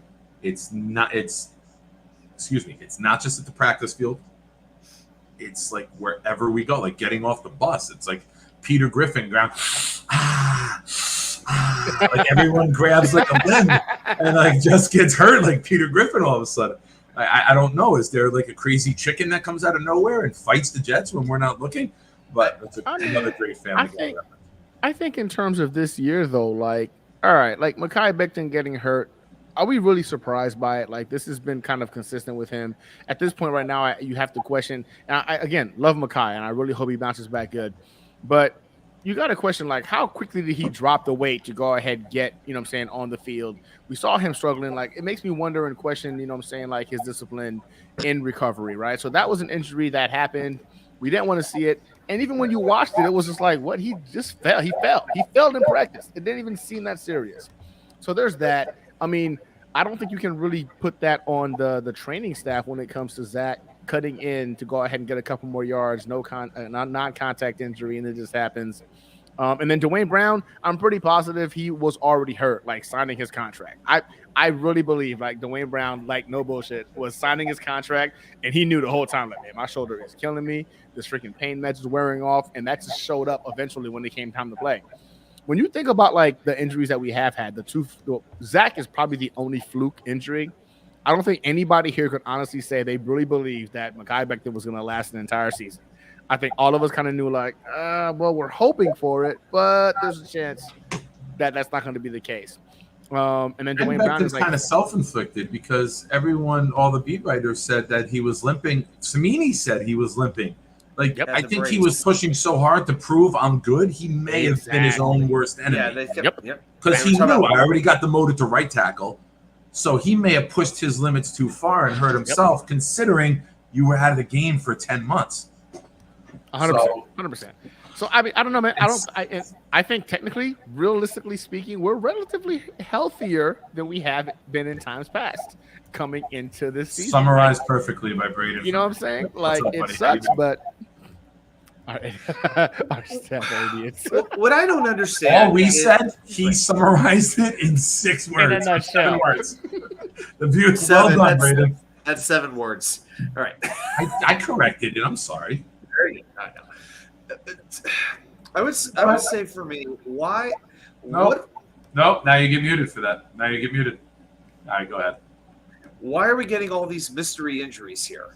You know, Uzama, Brown, Whitehead. It's like all of a sudden these guys just popping up on the injury reports. I mean, you know, out of the press conference, what did Robert Saleh said? Well, we don't have any major injuries coming out of this He came out game. healthy. That's good. We came out healthy. Well, Apparently- he's never been able to say that. But he was wrong. I don't know if there's some sort of disconnect between the training staff and the coaches and what's being said or what they're being told to say. It's almost as if the Jets are the best trained team in dealing with the media in terms of the players, but the coaching staff has no idea what they're doing when they're talking to the media. How is that possible? It's like the players need to show Saleh how to answer questions from the media. Braden, real quick, he had surgery on his dislocated kneecap. He did have a surgery. So- He did have a procedure last year. But the one other thing I would say in response to Knobcraft is if you look at the Buccaneers Saints game between those two teams, there's 23 players on their injury report going into this game. You're going to get players hurt between the Buccaneers and Saints. There's one team has 12 players, one team has 11. Two teams that I think we would all acknowledge they're run pretty well. They're pretty good. Okay. So it's with a new staff, is it more about preventing injuries or is it more about treating players once they're hurt so that they can come back sooner? Because, you know, there's no formula to stay completely healthy in the NFL. Guys are going to get hurt. The best thing that you can really do is maybe coach them in a way. The harder you play, it seems like the less likely you are to get injured. From everything that I've been told from coaches, you know, if you don't overthink it, if you just play with all you have a much better chance of not getting hurt. Yep. So maybe it's about injury prevent. I think it's more about maybe treatment as opposed to prevention of injuries. So that's how I would respond to that question. Becton injured the medial collateral ligament in his right knee in the 2021 season opener against Carolina. He underwent arthroscopic surgery and was initially expected to miss 4 to 6 weeks of action, but he didn't play again last season. That's from Sports Illustrated on August 9th, I guess right after his injury. Unless they're referring to this year, because this year he did avoid surgery. So did you mean this year, Braden? I'm not sure if he did say last season. Yep, He did say. I thought Becton had the surgery in LA. I thought he just had it. No, later. remember he went to get the second opinion, right? He went to the same spot Right. that freaking Zach went, and that was supposed to be another opinion because they were hoping that maybe it came back good to go. We didn't hear anything after that. Really? So, I mean, at least I didn't see him say that he got the surgery. All I know is he was going there when Zach went to get another opinion because he was hopeful that he can go ahead and be back this year, and that was it. They didn't say whether or not he went under the knife or nothing like that. We heard about Zach going under the knife. I didn't see anything, at least on my end, that Becton went under. Same thing. SI from a week later. Becton recently visited El Atrache, the same. El Atrache, I've got the same article you do. Yeah, Neil El Atrache. The expectation following Becton's injury was that the 23-year-old would likely miss this entire season, placing him in IR. So it doesn't say anything about but the surgery, surgery. which This is concerning because And Pro you Football cannot Talk. count on this guy to be a starter next year. no, We'll get into that in the months ahead. you know. yeah, it's We got just a not game in possible. 2 days, Becton? but Oh no! Anything you get from Becton is a bonus. Exactly. At this Yeah. point. The surgery was done. Surgery was definitely done. I'm reading it off This- Pro Football NBC. this offseason, the last month. Yeah. Okay. August 16, 2022. Yep. Yeah, you Okay. can't even rely on Becton to be your primary backup at this point. And you know what? No. I think the Jets knew that. You know how I know that they were never counting on him being healthy, even though we had debates on this channel, and me and Jeremy were wrong, and Nick was right. Obviously, Nick didn't want to be right. He wants Mekhi Becton to be healthy and good, of course. But to me, the Jets visited with Dwayne Brown and offered him a contract before Mekhi Becton got hurt. So did Joe Douglas go from saying my primary backup offensive tackle needs to be a Pro Bowler, and then a few short weeks later he says, I'm okay with it being Max Mitchell? No. Dwayne Brown was going to be a starter the whole time. They never thought Becton was going to play. Give me 1 second. Mo, expand upon this, dude. I know you like to poke at people, and I've seen you do it on other shows, but who's lying to who here? We're talking about an injury and then what happened. I don't get how this statement comes to fruition. Give me a little more on that, please. Don't just throw blanketed insults out. Be direct. I like to be direct. You hear how I talk. When I'm going to make fun of someone, I'm fucking direct with it, so there's no gray area. Give me a little expansion on that comment, please, if you want it on air. Thank you. And if I'm wrong, call me out on it. If you want to call someone else out, call them out, and I'll allow them to defend themselves or their view. But just generic shit like that, I'm not a fan of, dude. We're Jets fans. We all fucking lie to ourselves for fucking 10 months a year in the offseason. Thinking this is We haven't said anything nice. You gotta be more direct. I'm trying to figure out what would have offended him. We haven't said anything Yeah, nice we about haven't said Zach Wilson in anything the last positive. hour. So what could I offend don't him? know. Like We just talked about the offense for 20 minutes, so nothing good came out of it. nothing positive. Nothing positive. Let's go to special teams We next. We can found get out that more we can run negative. we found out we can run a 7 tight end set. That's the only fucking thing we found out. And then Let's give Braden Mann a 5-year contract extension. Come on. Hey, How about Hawk, that, what's Mo? up, buddy? How you doing, Hawk? Hawk, I like the mustache. I hope that's you in that profile picture. That's fantastic. That is really Dexter I Loomis. haven't been on the air in a while, Hawk. If you're new here, I appreciate it. If you wouldn't mind subscribing. And then when I clear the comments here, follow all these other fine gentlemen on their channels. All their channels are right there. What? I see you're upset. Was it preseason hype you lied to yourself about? What preseason hype? What is he We went talking into- about? Wow. I'm not Okay. upset. I just hate generic comments, dude. Be fucking I think pinpoint. I Like think if he I'm just called you a liar, as a matter of fact. That's Adam's like, let me add fuel to this. Let we me don't add have a fuel. quarterback. We didn't have a left tackle. We switched Brown out. I discussed all this early. Go back and watch it, man. I'm not going to cater to bullshit. Sorry, bro. Not here. I don't do that. I know other people got all frustrated and gave you 20 minutes of airplay one time when you just kept like baiting them into shit. I'm not doing it. There's no preseason hype. Our quarterback got hurt. Our fucking playbook was limited because Joe Flacco's a fucking statue. We covered all this already.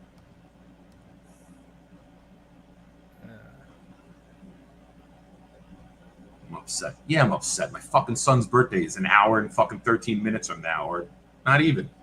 43 minutes from now. 43 and the kid's minutes. got I was like, sick wait a tonight minute, at nah, my house. 43 Now I got to minutes. give him back to my ex tomorrow and bring him there. And I got to bring him home sick when he left the house fine today at fucking 3 o'clock. Yeah, I'm a little stressed, Mel. happy birthday. Yeah, happy fucking birthday, kid. On that note, You go to dad's and get sick. You got here at 4 o'clock today and you're sick by 9:30 at night. Son of oh a my bitch. gosh, seriously? Dang. Yeah. Well, Zach Wilson also has a birthday, so I don't want that talk to stress out Modine as well. I mean, Say that again. Your mic's very low tonight. Are you? Oh, is it? Is your? Buffalo's going for like the Barry White sound tonight, I think. He is. Yeah, He's, got that bass. Shit, Got that man. bass in his voice. he's got the. I got to drag my wife to Cleveland on Sunday, so I cannot talking about this damn team. I will take her to the mistake by the lake. I looked it up when I saw that you had the tickets booked. I guess you're driving Sunday morning. Yeah. I'm like 90%. There you go. That's But good. is that That's- better on my mic? Much Yes. better. Much better. That's a Oh, good shit. Buffalo. Yeah. Yeah. Yeah, man. But I was saying, Modine, Zach Wilson also has a birthday, so I don't know if we want to talk about birthdays that might stress out Modine. I don't want to trigger him. Yeah, I mean, Modine, I don't. And the thing is, I'll talk to any Jets fans as long as I genuinely believe you root for the Jets. I don't think Modine actually watches the Jets and wants them to win. So respect to him as a person, but Spectator. Wait, yeah. do I have Joe Beningo in my chat right now? Is that who it is? Bro. Bro. All the Oh. love. All And I the love. actually, I thank God that it rained on Sunday because I am not a fan of Joe Beningo. And I know the Jet Lounge, the guy who was with us on Saturday, told us that Damian Woody was going to be there, his wife, Joe Beningo. And I hate Joe Beningo. I was Joe so Beningo scared is the that- reason I stopped listening to The Fan. Mo Beningo. Very good. Mo Beningo. Here, that's what it is. I was Very well truly done. afraid that I was scared that Beningo and Nick would see each other, and I would have to like run for the hills on that one. All I was going to do is I was going to make a video and be like, here we are, Jets fans. We are sitting here with the biggest piece of shit Jet fan we've ever met, and have a live video of Joe Beningo like flipping me off or something. Look, like this kind of guy right here. This Yeah, is the Nick, I think perfect you feel the same example way about of him being a spectator vice a Jets fan, right? Like I did a whole video on this. There's Jets fanatics and then there's Jets spectators. Modine is just the classic Jets spectator, bro. Like you can't really take stuff that he says or does with a grain of salt. He I got watches the a simple game. solution to that. I have a What's good? simple solution for that. What's I good? will put up my ex-mother-in-law's views on my lack of skill set as a husband before I put another Modine comment up. I will That's let fair her enough. give a dissertation about how she thinks of my poor husbanding skills to her daughter before he gets another comment up, because I just don't like throwing blind darts and cheap shots. I think it's a bitch move. I don't care if you leave the channel, you leave the channel. I'm direct when I say it. I put my face out there when I say it. I don't type behind the keyboard like a pussy. So that's me. And if I'm offensive to anyone else in the chat, I'm sorry, but this is how I deal with this shit. I call you, I tell you how it is. I'm gonna take my negativity here and my anger and turn it into something positive. What I heckled Ravens fans with the other day. There was a gentleman, an older black gentleman, sitting down in front of us an hour, 45 minutes before the game started. And this is when everyone's putting on like the raincoats and the ponchos. And he's got an Ed Reed jersey on. And I heckle him, and he's like, "Oh, you guys ain't got a chance today." And I was like, "Listen, Ed Reed, you're just mad because Lamar didn't want to read the contract you offered him this morning." It's so funny to me how like other teams' fans get triggered so easily by Jets fans. Like I feel like if my team was really good and a team like I a wouldn't fan from a care. team, you couldn't tell me like Tell me you nothing. you don't know how easy it is for me to trigger Buffalo Bills fans. They might win the Oh, freaking Super Bowl this year, and they will get Oh. bent out of shape, losing their mind, flipping over. It's crazy. Yeah, Ravens It's fans, fun. they were in their feelings, man. It was fun. It was fun for the first half. And They then, were you know, so then- petrified that they were going to lose to the Jets. I think that was the Right. biggest It thing. was When they fear. realized like the defense came to play. Yeah. They were like, "Oh shit, we're gonna Yes. lose to the Yeah. Jets." But Their what's even- faces man. looked like what I think Osama bin Laden's face looked like when the When the fucking Navy red SEAL butt team dot thing- hit his chest. Yeah. They were like, "Oh shit, this is real." There's a Well, little you got your military- Osama bin Laden mentioned for the night, chat. Hope you enjoyed There's a that little one. military reference for Gunny. That was for him. I Yeah. appreciate y'all. I'll have a Wow. Buffalo wing reference next time. Here you go. I'll do another one for Buffalo. Make it fair. Their faces look like the chicken before they get thrown in the deep fryer. Oh shit! Here we go. their Here's faces one for look- Adam. Their faces look like Adam when he was at the train station saying 7-hour ride. Oh shit! Here we go. No, that was my reaction when you texted me that I left my sign at your apartment. Because we swore he wouldn't. He swore he No, wouldn't. but felt here's so the thing. bad. But to go back to what you were talking about with the Ravens fan, here's the difference. That was our house. I mean, Buffalo. Yeah. You're in Buffalo, so yeah, I could see how you're in the minority. This was our house. You expected us to show up to our stadium on opening day on 9/11 with all this new talent and shut up and let you just take over before kickoff even happened? That's not how we freaking roll. We're Jets fans. We ain't quiet. We may suck or we may be great, but you're going to know how we are, and we're going to be honest. We'll kill our team, but you better shut up. Yeah, It's our job to do, not yours. Exactly, 100%. We'll tell each other how much our team sucks. We don't need you to fucking kick in. If anybody's gonna call Corey Davis a piece of shit, it's gonna be that It's Jets gonna fan be. sitting It's right gonna in front be of that me. jet guy in front Yeah, of it's us. gonna be green. It's gonna be green bean, and I'm gonna like go. I left the chat for about 10 minutes when he did that the other night. I'm like, I can't deal with this shit right now. He Drop must the have name. COVID. It must be getting to He his dropped mind the for like a name. minute. Buffalo. He did. I Yeah, I did shot the smooth. I name. didn't I say don't his care. name. I just did Nah, this. you were smooth with it. I Nah, think you were I smooth care. with it. I was like, I literally, when he said that, I put my headphones down. It's like, I cannot listen to him right now. I'll I'm come high back for as fuck, trivia. my Fuck bad. this. So another, we do you had we had 3 sections in our hangar in the seats, and we were in like the middle section of seats. To the left section of seats, there was a group of Baltimore fans. Forgive me, all the Buffalo talk we do with you. There were Baltimore fans over there, and the guy was turning around saying stuff. And even though I'm 43 and my joints hurt, in my younger years, when I wanted to go attack somebody, I would walk across the armrests of the row in front of me. There would be people sitting, and I would do it. I was much more nimble, but everyone was standing, so it was much easier to do. I walk over there, and I yell something down to him, or he yelled something up when he sees me coming over, and I yelled down at him, and I was like, turn around and shut the hell up, because Lamar is just like your wife and your mother. None of them want anything to do with you. And everyone gets a little laugh. 2 seats over, this woman stands up, turns around, waits for the crowd laugh to die down, and goes, you don't know nothing, because I'm his mother. Everyone gets a good laugh out of that. I wait for the crowd to die down. I tell everyone relax. And then I look at her, I go, well, you just made my point for me because you won't even sit next to your own son. And then the whole crowd just erupted again. And then she gave me the like disappointed like mom look, and I felt it burn a hole through my soul. Oh, it was one good mom look, one disappointed mom look. So okay. Hey, Dom. Can we discuss how the George Washington was. Oh, I'm sorry. I'm from New Jersey. GW is always George Washington Bridge. Garrett Wilson. Yeah. Garrett Wilson found Kyle Hamilton. Yeah, he snapped his ankles.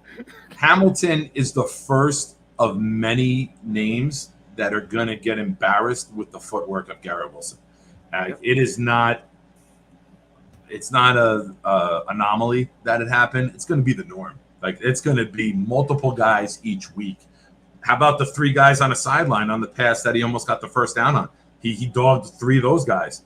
I think Garrett Wilson in open space is going to be electric. I want to see some wide receiver screens to him, maybe with Ruckert kicking out with like Corey Davis to be blockers, and get him the ball where he can get one-on-one with one guy to beat and use his amazing skill set.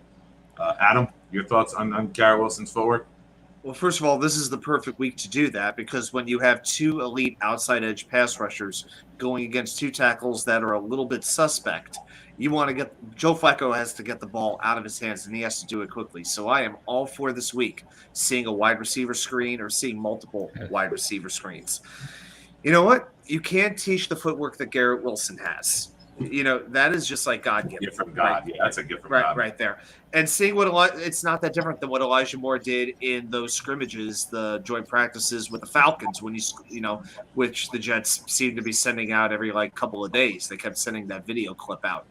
Yeah, at this rate, I think that Juke may go on the season highlight reel. You know, I'm excited for what these guys can do, but you got to get the ball in their hands. And it is up to Michael LaFleur to find a way to do that. It is harder to do it right now because of Flacco's, not just his lack of mobility, but the fact that he has maybe the slowest pass delivery I can remember a quarterback seeing this side of Brian Hoyer. It takes him a good 3 seconds to get the ball out. And if he only has like 1 second to throw the ball, no wonder he was pressured on 33% of his dropbacks. You know, no wonder. So you know what? Get the ball out of Flacco's hands fast. Get it to the guys who can actually move the ball and can take it down the field. Then we're talking something. Hawk, he dropped 1 pass and he caught 6. That's more than anybody else on the team did. But let's ignore all the catches that he made. That one drop was a big one, though. It was a big one. It was a little bit off center, but he should have been able to take it in. I have no problem saying that. He hit you in the shoulder pad. Like you should be able to catch that. Look, my hands over there. My hands can go shoulder to shoulder. There were 2 or 3 that were really nice, but those just conveniently get ignored by a lot of people. Not everybody, but certain people.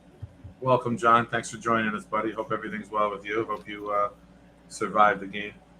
And Hawk, I'm a little disappointed in you because you said you were high as fuck, and then you still don't enjoy my jokes. God damn you. Yeah, you're hard to please. All right. I'll work harder. Man, you want to hear a crazy stat on the Jets pass catchers? So there was 9 pass catchers who were targeted in the game.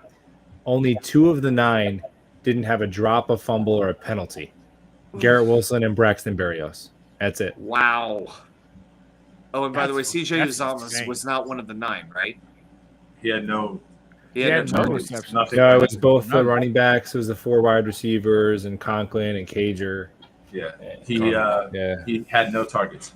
That's why I amazing. said Arios you liked and my Wilson. tweet comment today.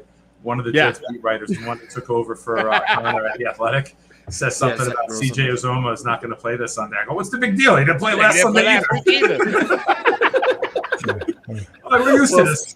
That is true. Now he's just not eating up a Yeah. roster spot. Give Rucker a shot, man. Well, he had such a quiet summer too. Like I didn't hear anything about it. It was all Nothing. Conklin. So now I think you just got to go 11 personnel. Like scrap the 2 tight end sets. Without Uzomah, I'm not playing Cager or Rucker over a 3rd wide receiver. No, No. hell no. I agree. I was at the one of the Jets practices, and Conklin was getting all the reps. That was the first. That was 2 days after the Philly game. That was Sunday after Zach had gotten hurt. Me and Nikki went on that Sunday. Dom gave us the tickets. Thank you again, Dom, if you're still watching. And I said, Rucker, I was out on the field more than Rucker was. Like, he wasn't out there with the ones at all. It was Conklin. Conklin was consistently out there with the ones, and Flacco was feeding him the ball. And every time I looked at CJ, he's on the sideline. Like, he would go in with the 2s, or he would go in as the 2nd or 3rd tight end with the 1s. So it was a little surprising that, as excited as we were when we signed him, he has not been utilized. I think a lot of it is more how much Tyler Conklin has popped too. Like he's been he didn't have a great showing, but all summer he was like the favorite target of Zach and Flacco by a mile. Flacco. Yep, not even close. This is a great Beningo, Mad Dog, Stephen A. Smith, Brady Quinn, and Rich Samini, idiot. If you combine their sports IQ, you get 5 big fat zeros. If you then interlock those zeros, you get the Olympic rings of stupidity logo. I would Not the Special Olympics. I would have went with the Special Olympic logo. Brady Quinn's the only one of the 5 who I legitimately cannot stand. Put like Colin Cowherd and Skip Bayless in there. Now you're starting to build a proper ring, I would say. Dom's got a good question.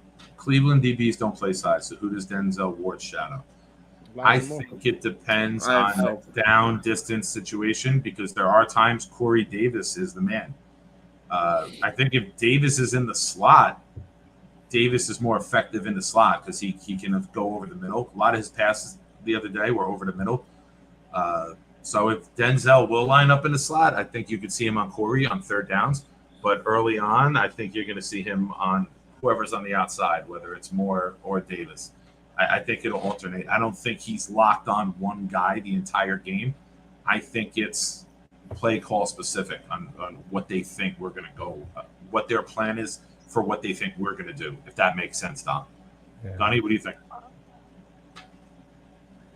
Who, me? No, the other Gunny.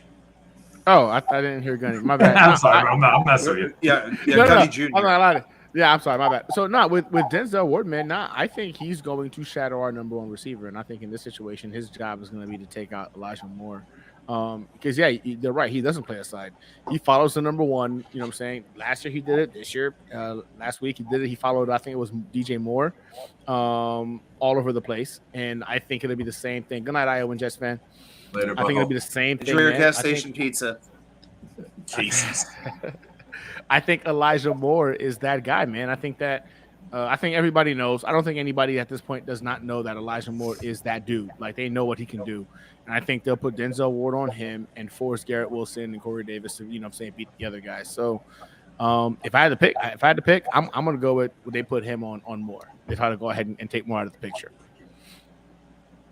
I would really, really love to see Wilson be featured this week, right? Yes. Like, you're worried about Moore. Oh, yeah. Worried about Davis. Yep. Here's Wilson. Expose who's on Wilson. Like, let's see Wilson dog a rookie. Like, let Go Wilson. after Emerson. Go after Let him Emerson, let his just like balls Dom drop, is saying. Go after Yeah. the rookie. Yeah. Adam, go ahead. Yeah, I like what Dom said. Go after Emerson. Go after Greg Newsome. Why? I don't mind treating Ward like other teams are going to probably be treating Sauce. Why? We already have to deal with enough really good defensive players on that team. If we can avoid one, then honestly, I'm kind of in favor of it. I mean, the two players on the Cleveland defense who legitimately scare me are Myles Garrett and Denzel Ward. I respect Clowney. I respect JOK. I think he's a very good linebacker. I still don't know how he dropped as far in the draft as he did. But I'm already very worried about Garrett wrecking this game. Don't let Denzel Ward do the same thing. So, yeah, if I'm Cleveland, yes, I'm absolutely shadowing Elijah Moore. There's no way around it. I'm following Elijah Moore all game long. They're probably looking at Corey Davis as being flammable, I guess, like potential for the drops. We know, and Garrett Wilson still has to prove something. He's still the rookie. So, yeah, for me, you have to put Ward on Moore, no doubt about it. Oh gosh. You, Bill, left tackle, you tower. What'd you see it on Twitter, John? Did you see all the pictures on Twitter? If any of you guys are on Facebook, please search out Proud New York Jets fans and join the group. Yeah, Nick towered over everybody but Matt O'Leary, pretty much. Yeah, Matt. There's a picture of me and Matt, and Matt's about 2 inches bigger than me. But I think I'm wider and broader than him, though. So I think I could get some leverage if it was agree with that. blocking situation. 100%. Trent's here. What's up, Trent? Welcome, man. Thanks for joining the show. What's your guys' best Michael Clemens show? Man, my buddy Jimmy Jardine, who actually, let's pause. Kev, give me the Denzel Ward thoughts for you first. Yeah, I think he'll probably cover whoever is the X. I think whoever is on an island, they'll probably want him out there. And I think most of the time last year when the Jets were at their best, that was Elijah Moore. And I agree, pick on the other guys, and also do what I feel like the Jets, everything with their wide receivers, it has to be drawn up perfectly and wide open. I feel like they have the kind of guys where, like, even when Garrett Wilson, Elijah Moore, even Corey Davis, sometimes when they're not open, they're still open. Like, can we throw a back shoulder? Can you just chuck a ball up and give a guy a chance? That's what I want to see. I want to see Joe Flacco put some air under the football and give these playmakers a chance. And I don't think – I mean, the number of teams whose third best corner can cover Garrett Wilson, you could probably count on one hand. So that's what I want to see. That's why I want 11 personnel, because I would rather have Garrett Wilson against a nickel corner than CJ Uzama against a safety. Give me Garrett Wilson. Agreed. Very good point. Like, we have to exploit them instead of us always getting exploited, right? Yeah, we got to dictate. The matchups and accentuate our strengths. Fully agree. What's your guys' best Michael Clemens joke? We did all this. We did all the Chuck Norris ones. My buddy Jimmy Jardine, who started Proud New York Jets fans with me,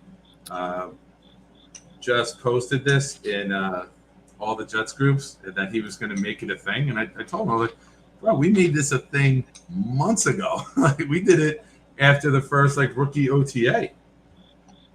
After the first press conference. That was it. Yeah. Yeah, 100%. So, we were ahead of it on our little circle of the Jets world. We were definitely ahead of the curve on the Michael Clemens jokes, man. I'll say that. Yeah. Like, it started on a show we did, and then it sprinkled over into Green Bean show. And Green Bean's like, what the heck is going on here with this? This is hysterical. And we're like, we've been doing this since last Friday. Yeah, it definitely goes back to around. It goes, I think, almost around the Mother's Day show. It goes back a long time. When that was rookie OTAs. That was 2 weeks after the draft. I think that was the time. Yeah. Like when Michael Clemens wants an egg, he cracks open a chicken, just like that. Very easy to do. I like that he lost his virginity before his father did.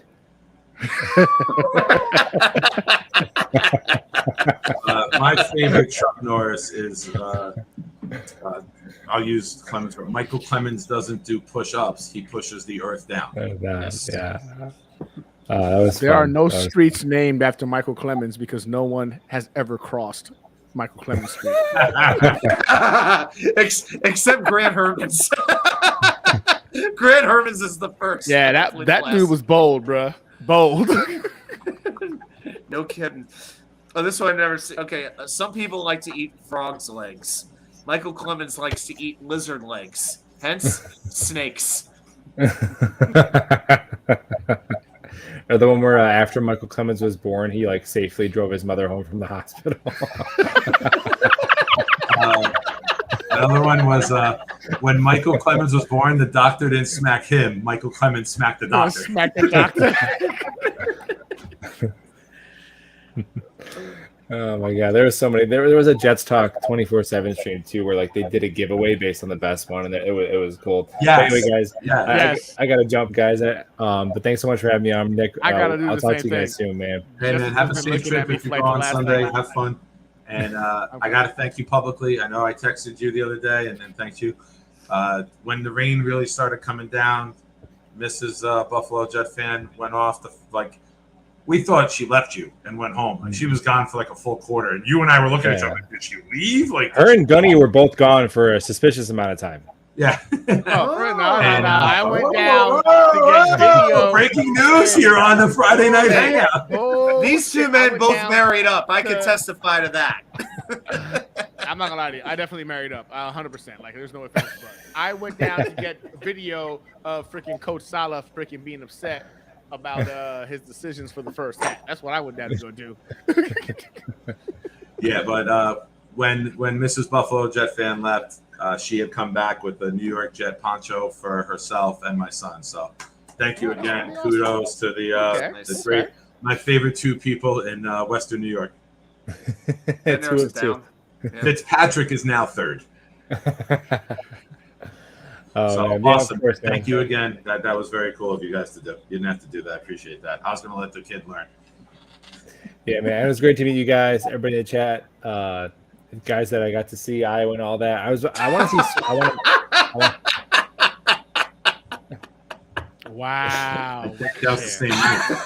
I may have been. Wow. Wicker chair. Wait, you guys remember the first night of the wicker chair? Mother's Day. It was Oh, Mother's was Day it weekend. Mother's I will Day? never forget Mother's Day He weekend. was down in Friday North night. Carolina at his mom's, and that's where the That's chair where was. it was. Man. I It's a left probably at 6-hour like extravaganza. I left at Mother's like the Day marathon. 3-hour mark, and it was halfway through. Oh my god! You left at the 2-hour mark and then Oh, yeah. popped back up in You the came chat at back. like the 3.5 Yeah. hour mark, and you were like, "Holy shit, this is still going on!" Yeah, Oh, you wow, and man. Vino were owning it. Like you guys were, you and Buffalo, you and Vino were coming up with so many lines. I even have timestamps, so if I ever need to go back to it, I can actually. Oh, I know. I remember my best wicker wicker chair chair lines. joke. My best wicker chair line was Joe Douglas could trade that chair for 6 railroad bonds and a knockoff polio vaccine. And then Tigo said that somebody died during childbirth in the chair. You know what sucks? And I'm so mad I didn't get it because I said it to Jeremy. I was hitting at Topgolf. All of the chairs at Topgolf are like new fancy wicker, and I made but I never got the picture. Yes, yes, I was very Had upset. we known, had we known. Oh boy. Man, That show is definitely going to go down in history. Yeah, that was 6 hours of just. I mean, I was up till 3:30 in the morning doing that thing. It was ridiculous. yeah, But man, but it just kept going and going and going. that's what she said. Awesome. And that's our first 2 hours and 13 minutes in, and that's our first. It episode. took you all this long? Wow. That's what she said. I don't know if I'm impressed or disappointed. That's what she said. All right, Buffalo. Thank you, buddy, and give our love to your wife, please. She was fantastic the other day. Oh Hey, yeah, Buffalo, man, she had a blast. Buffalo, quick question. So Yeah. with the post game thing, if you're going to the game where the show is still gonna happen, Yeah. I'm gonna figure out a way to do it, even if I go to the game. Because I didn't make any content because I never do stuff on my phone, so I figured it out so I can still do something because I really want to get that stream going. But I'm not sure if I'm gonna go yet. It's like a less than a 3-hour drive for me, and tickets are pretty reasonable. But honestly, I like watching the game better on TV. Honestly, Same so here. we'll see. We'll see, Same man. here. I'm home Sunday. I don't have the boy. It's his weekend as mom's. I just have him tonight. So if you need me or want me, let me know. I'm available. I'll be home. So Yeah. Well, I'm right I'll here. drop. Yeah, I'll drop you the link, man. Stop in. sounds good. All right, guys, take care. If you All right, go, Buffalo, have a safe good travels. night. See you But later. I gotta jump off too, gentlemen. Jessica's been looking at me like the last 5 minutes. She's come outside of the room, looking at me like it's bedtime. It's time for her to go to bed. So I gotta go cuddle my wife. Like I said before, I'm just the lieutenant here. She's the captain. I'm about to go to bed, hearing that your wife wants you to go to bed. I'm like, I don't want to upset her either. I heard that. And I went like this. I keep looking over. I'm like, yeah, just. If she pops up again, I'm like, I've been sleeping for an hour. Green Bay herself, BAE. Yeah, that's pretty That's cool. it. Man, She, love you guys, man. Can you tell her this is from me though, and I'm going to say it after or Sure. as we're logging off? What's good? What's good? Ask her, has she ever seen an NFL season where the Jets offense outscores the Packers offense? Because we're in the middle of one right now. I know. I mean, I bro, know you I'm made not her lying to you. aware. You already know I have. We got back, we got back to Long Island, right? I gotta tell y'all real quick. Back to Long Island. And the whole ride there, she's just talking shit like, man, you were so excited, you were so pumped. Good thing you got to meet all these cool people because your team didn't show up for you. Like she just talked, you met her, she just talked shit, bro. And I'm sitting there like, all right, yeah, nah, it is what it is. Like it was like I was already SpongeBob. pissed off. 2 hours later. Bro, we're at the house and we're watching the game, and I'm sitting there like, hey babe, it's the third quarter and I don't think you guys have scored a touchdown yet. And she looks at me and gave me this look, and I'm like, yeah, it's not fun. I'm not doing this. This isn't fun. And so I left it at that. But bro, by the time they're like fourth quarter, midway through the fourth quarter, she was like, I'm going to bed. I'm going to bed. I'm like, yeah, I don't blame you. I don't think you guys Rumor are has it that outscored. she called in some delays to American Airlines just to fuck up your weekend after these jokes. It wouldn't surprise me if I'm being She would honest, have the power. because She could do it. She was salty, bro. She was so salty. And then, of course, the next day I couldn't help myself. She was talking shit about how, like, oh, I'm not worried about it. It's the freaking Packers. You know, it could be the Jets. I'm like, you know what's crazy? It's funny because the Jets actually had more offensive production than the Packers yesterday. That's crazy. Isn't that crazy? And she gave me this look, and she's like, I've never been in this position before to where I got to shut up and just take that because We was need a live accurate. cam. When the Jets play the Packers, there has to be a live cam of you two watching that game. You know what? Yes, I will do that. Because I think that'll be entertaining. I mean, the majority of it is just me being very, very quiet because she's a very angry elf when her team does the work. See, we're used to it. As Jets fans, we've grown like calluses from understanding like, We've lost in a million ways. Well, a million ways. We Like, can lose she's passed not- out, wake up and be Yeah, like, oh, we're we lost. good. No big We have deal. parades good. when we're over 500. You kidding me? You know what I'm saying? She doesn't know about. She's like, man, this playoffs are bust, and that's legitimately been her life story. Like I said before, we got 4 kids. I won 1 kid, like in 2012, 11, when like finally we had a good season. Like that's the only time we outdid the Packers. But yeah, she's definitely an angry person whenever it comes to like losing. She can't handle it because she can't handle the losses. We can. We've been there. We've done that. She can't handle the losses. But she can remember championships. Shouldn't Shouldn't that make it easier to handle the losses when you? Okay. Oh, she's coming. I better shut up. Yep. Nah, Oh, hey. Oh, she did that? No. But put me on speaker. I'm 10 states I'm away. getting another beer. Hold on. I gotta go. Nah. I'll do it. Put me Give on? me the headbuds. You want Let's to go. I'm 10 states away now. I'm fucking phony, tough, and crazy brave. I'm just taking You're over on here. speaker. You're on speaker. Oh, hey, Jess. How's it going? Hey, Jess. She shook her head and went back to the room. She's like, nope. Went back to the room. Oh no, you didn't. All kidding aside, man. I've never seen like I've never seen like a Dr. Phil show unfolding right in front of me, but here we are. All kidding aside, man, she's really fucking awesome. She is, man. I'm blessed. She showed up with a crowd of Jets fans. Oh, and, yeah. like, she was like Biggie. She kicked in the door, waving a 4-4, and immediately says, I belong here. Accept me for. And it was just like, there was no like badass announcement, but her presence was like, I am not that person to fuck with. So God bless you for trying that with the Packer shit the next day. Yeah, man. bro. Hey, look, I had to. I man. was all Like, tough until you said you're on speaker, and I was like, "Hey, Jess." I know. I was like, what was that? What was this friendly ass? My voice cracked. I got high pitched and shit. Nick Softy Shine, here he is. Respect. Oh, man. That's what it is. It's I respect. appreciate you guys, man. Hey, as always, gentlemen. No, I always think a it's good time. terrified is what you are. I can have respect. All right, And find still out what be it means to terrified. me. You gentlemen have a good night. You Everybody, too, buddy. Thank thanks you for joining us, watching. man. Of course, And, man. Anytime. We'll talk anytime. over the weekend, obviously, and we'll Easy talk day. about the game on Sunday, man. What are you doing for the game? Chilling at the crib, watching it from here, bro. I'm gonna be chilling. I made some chili yesterday. I'm Oh, making sure I literally save me a bowl. Oh, Literally bro, yeah, I'm chilling. making good ass chili. Yeah, dog. I want to try to save me a couple of bowls of that for freaking Sunday. I got some tortilla chips. I got some rice. I'm gonna have a good time on Sunday watching the game. The only Nice. one who's not frozen. Enjoy, man. Sounds Enjoy. fantastic. You- You should come over to Virginia for our chili cook-off in January. Yeah. I actually, just for the record, putting it out there, I am a 2-time champion in a chili cook-off in South Carolina when I was stationed in Beaufort. My chili is kind of next level. So actually, I would love to come out to Virginia and potentially do a chili cook-off. I came in 3rd place here in Texas. I still think it was bullshit. It's like a tomato-based aspect here, and you can't put beans in your chili. If you put beans in your chili in Texas, it's not chili. I think that's Right. trash. So I put beans in my chili, and that gave me a 3rd place finish about 4 years back. I'm a little salty Thanks, about Ron. that. Nick, I But I can don't see know why how to- he and his wife get along. Neither of them take losing very well. Have you noticed this? No, I get mad about all types of. I get mad watching my daughter play volleyball yesterday, and the rest of the team didn't show the fuck up. She showed up. The rest of them scrub ass kids didn't show up. I'm over here like, yo, number 28 needs to get out of the game. I'm in a middle school. I'm in a middle school volleyball game. I'm over here like, that kid's a scrub. She needs to go. That kid's what is the coach teaching that scrub? And of course the parents are behind me, man. I need to remind myself like, I can't do this. This is a middle school volleyball volleyball tournament. Middle I'm over school, here, not even high school. Like, not even high school, bro. It's middle school, and I'm over here talking. People calling kids trash. Their kids trash, like too loud, almost way too loud. I digress.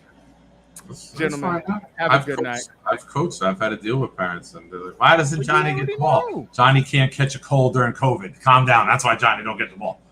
But everybody gets a turn, right? You can't have them on the bench if they haven't earned. I'm like, man, when I was growing up, you had to earn your spot. You know what I'm saying? To start. Scrub, stay on the bench. If one of us gets hurt, then you get a shot. Nowadays, man, everybody gets a chance to play. It's just how the system works. We don't want to hurt nobody's feelings. I hear you. All right, Yes, gentlemen. Thank you, Adam. Thank All you for right. joining us. Sorry about the miscommunication earlier. Gunny, have a All great weekend, man. We'll talk. Good night, Adam, guys. we will Good night, talk. everybody. Pat, Thanks for as watching. always. Harlan, Trin, Chris, Louie, Braden, still here. John Nolte. Let's Ian PK. was here earlier. Dom C. Everybody, man. Thank you. You guys make this fun for us. You guys are the reason that we do this.